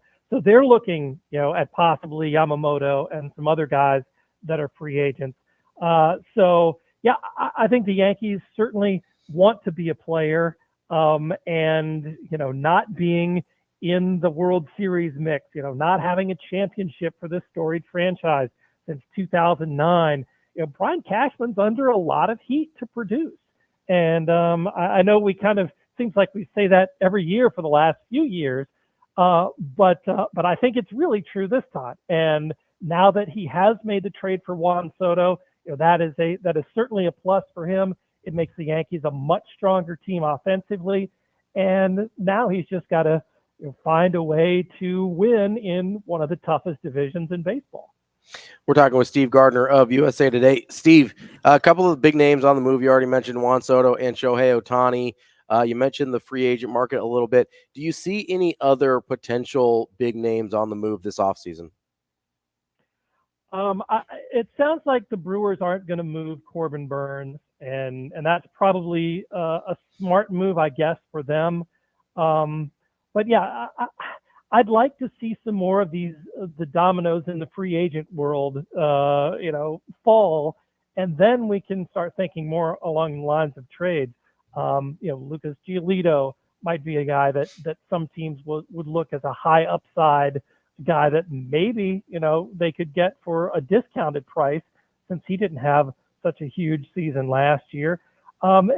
It's usually we see the winter meetings sort of kick things off. And with Ohtani not signing, it was one of the strangest winter meetings I think we've seen in the last several years. And that's one of the things. It's hard to say what comes next, I think, is the big thing. So in terms of having a crystal ball, that's not my specialty. It's more along the lines of seeing what happens and then going with what we know for certain rather than speculating. Well, something that we've seen play out, and we mentioned the Yankees and their moves with Soto and Verdugo. That Verdugo trade more or less kind of closes the book on the Mookie Betts and Dodgers Red Sox trade. Is that trade an F or an F minus for the Red Sox in retrospect? Yes, it's no longer incomplete for sure. And yes, F minus. I was gonna say, it really can't get any worse. Like, it's a generationally bad trade, right? Exactly. And we see that how Betts has flourished with the Dodgers. The Red Sox are left with nothing except some payroll flexibility. Thank God, which they've used to great success. Exactly. And I'm not bitter. I'm not bitter. It's fine. It's not a bright spot in Boston's storied history. But it's something you gotta move on. You've got to look ahead. And if you're Boston, again, the toughest division of all of baseball, and you're looking up, it's not getting much better. So I think the Red Sox did get Tyler O'Neill, though. I mean, they did. They're trying. They're adding players, and maybe he can find what made him so successful in St. Louis, hitting balls off that green monster. Hey, Steve, quickly here. Got about a minute left. I have to selfishly ask about the Cardinals now because you brought them up. They got old and will stay old in the starting pitching department, although there are some big names there. Lance Lynn comes back. You obviously had Sonny Gray. What did you make of what the Cardinals have done so far to improve the starting rotation? Well, I think Sonny Gray is certainly a huge get for them, and he will give some stability. You kind of feel like he will be that number one guy that they've kind of been lacking for a while, I guess, since maybe Jack Flaherty's big year. But, John Mozeliak went out and said he needed to get 3 starting pitchers, and he did it, before the end of the calendar year. So it's a feather in their cap. They know what they have now, and they can go and look for improvements elsewhere. I think it's a good offseason already for the Cardinals. That's Steve Gardner. He covers baseball for USA Today. Steve, thanks so much for your time, and we'll talk to you again soon. Appreciate it. Sounds good, guys. Thanks, Steve. That's Steve Gardner on the Warhorse Sportsbook Hotline. That's all for the show today. That's Andrew Rogers. I'm Ravi Lulla. We will be back with more Hurrdat Sports Radio tomorrow.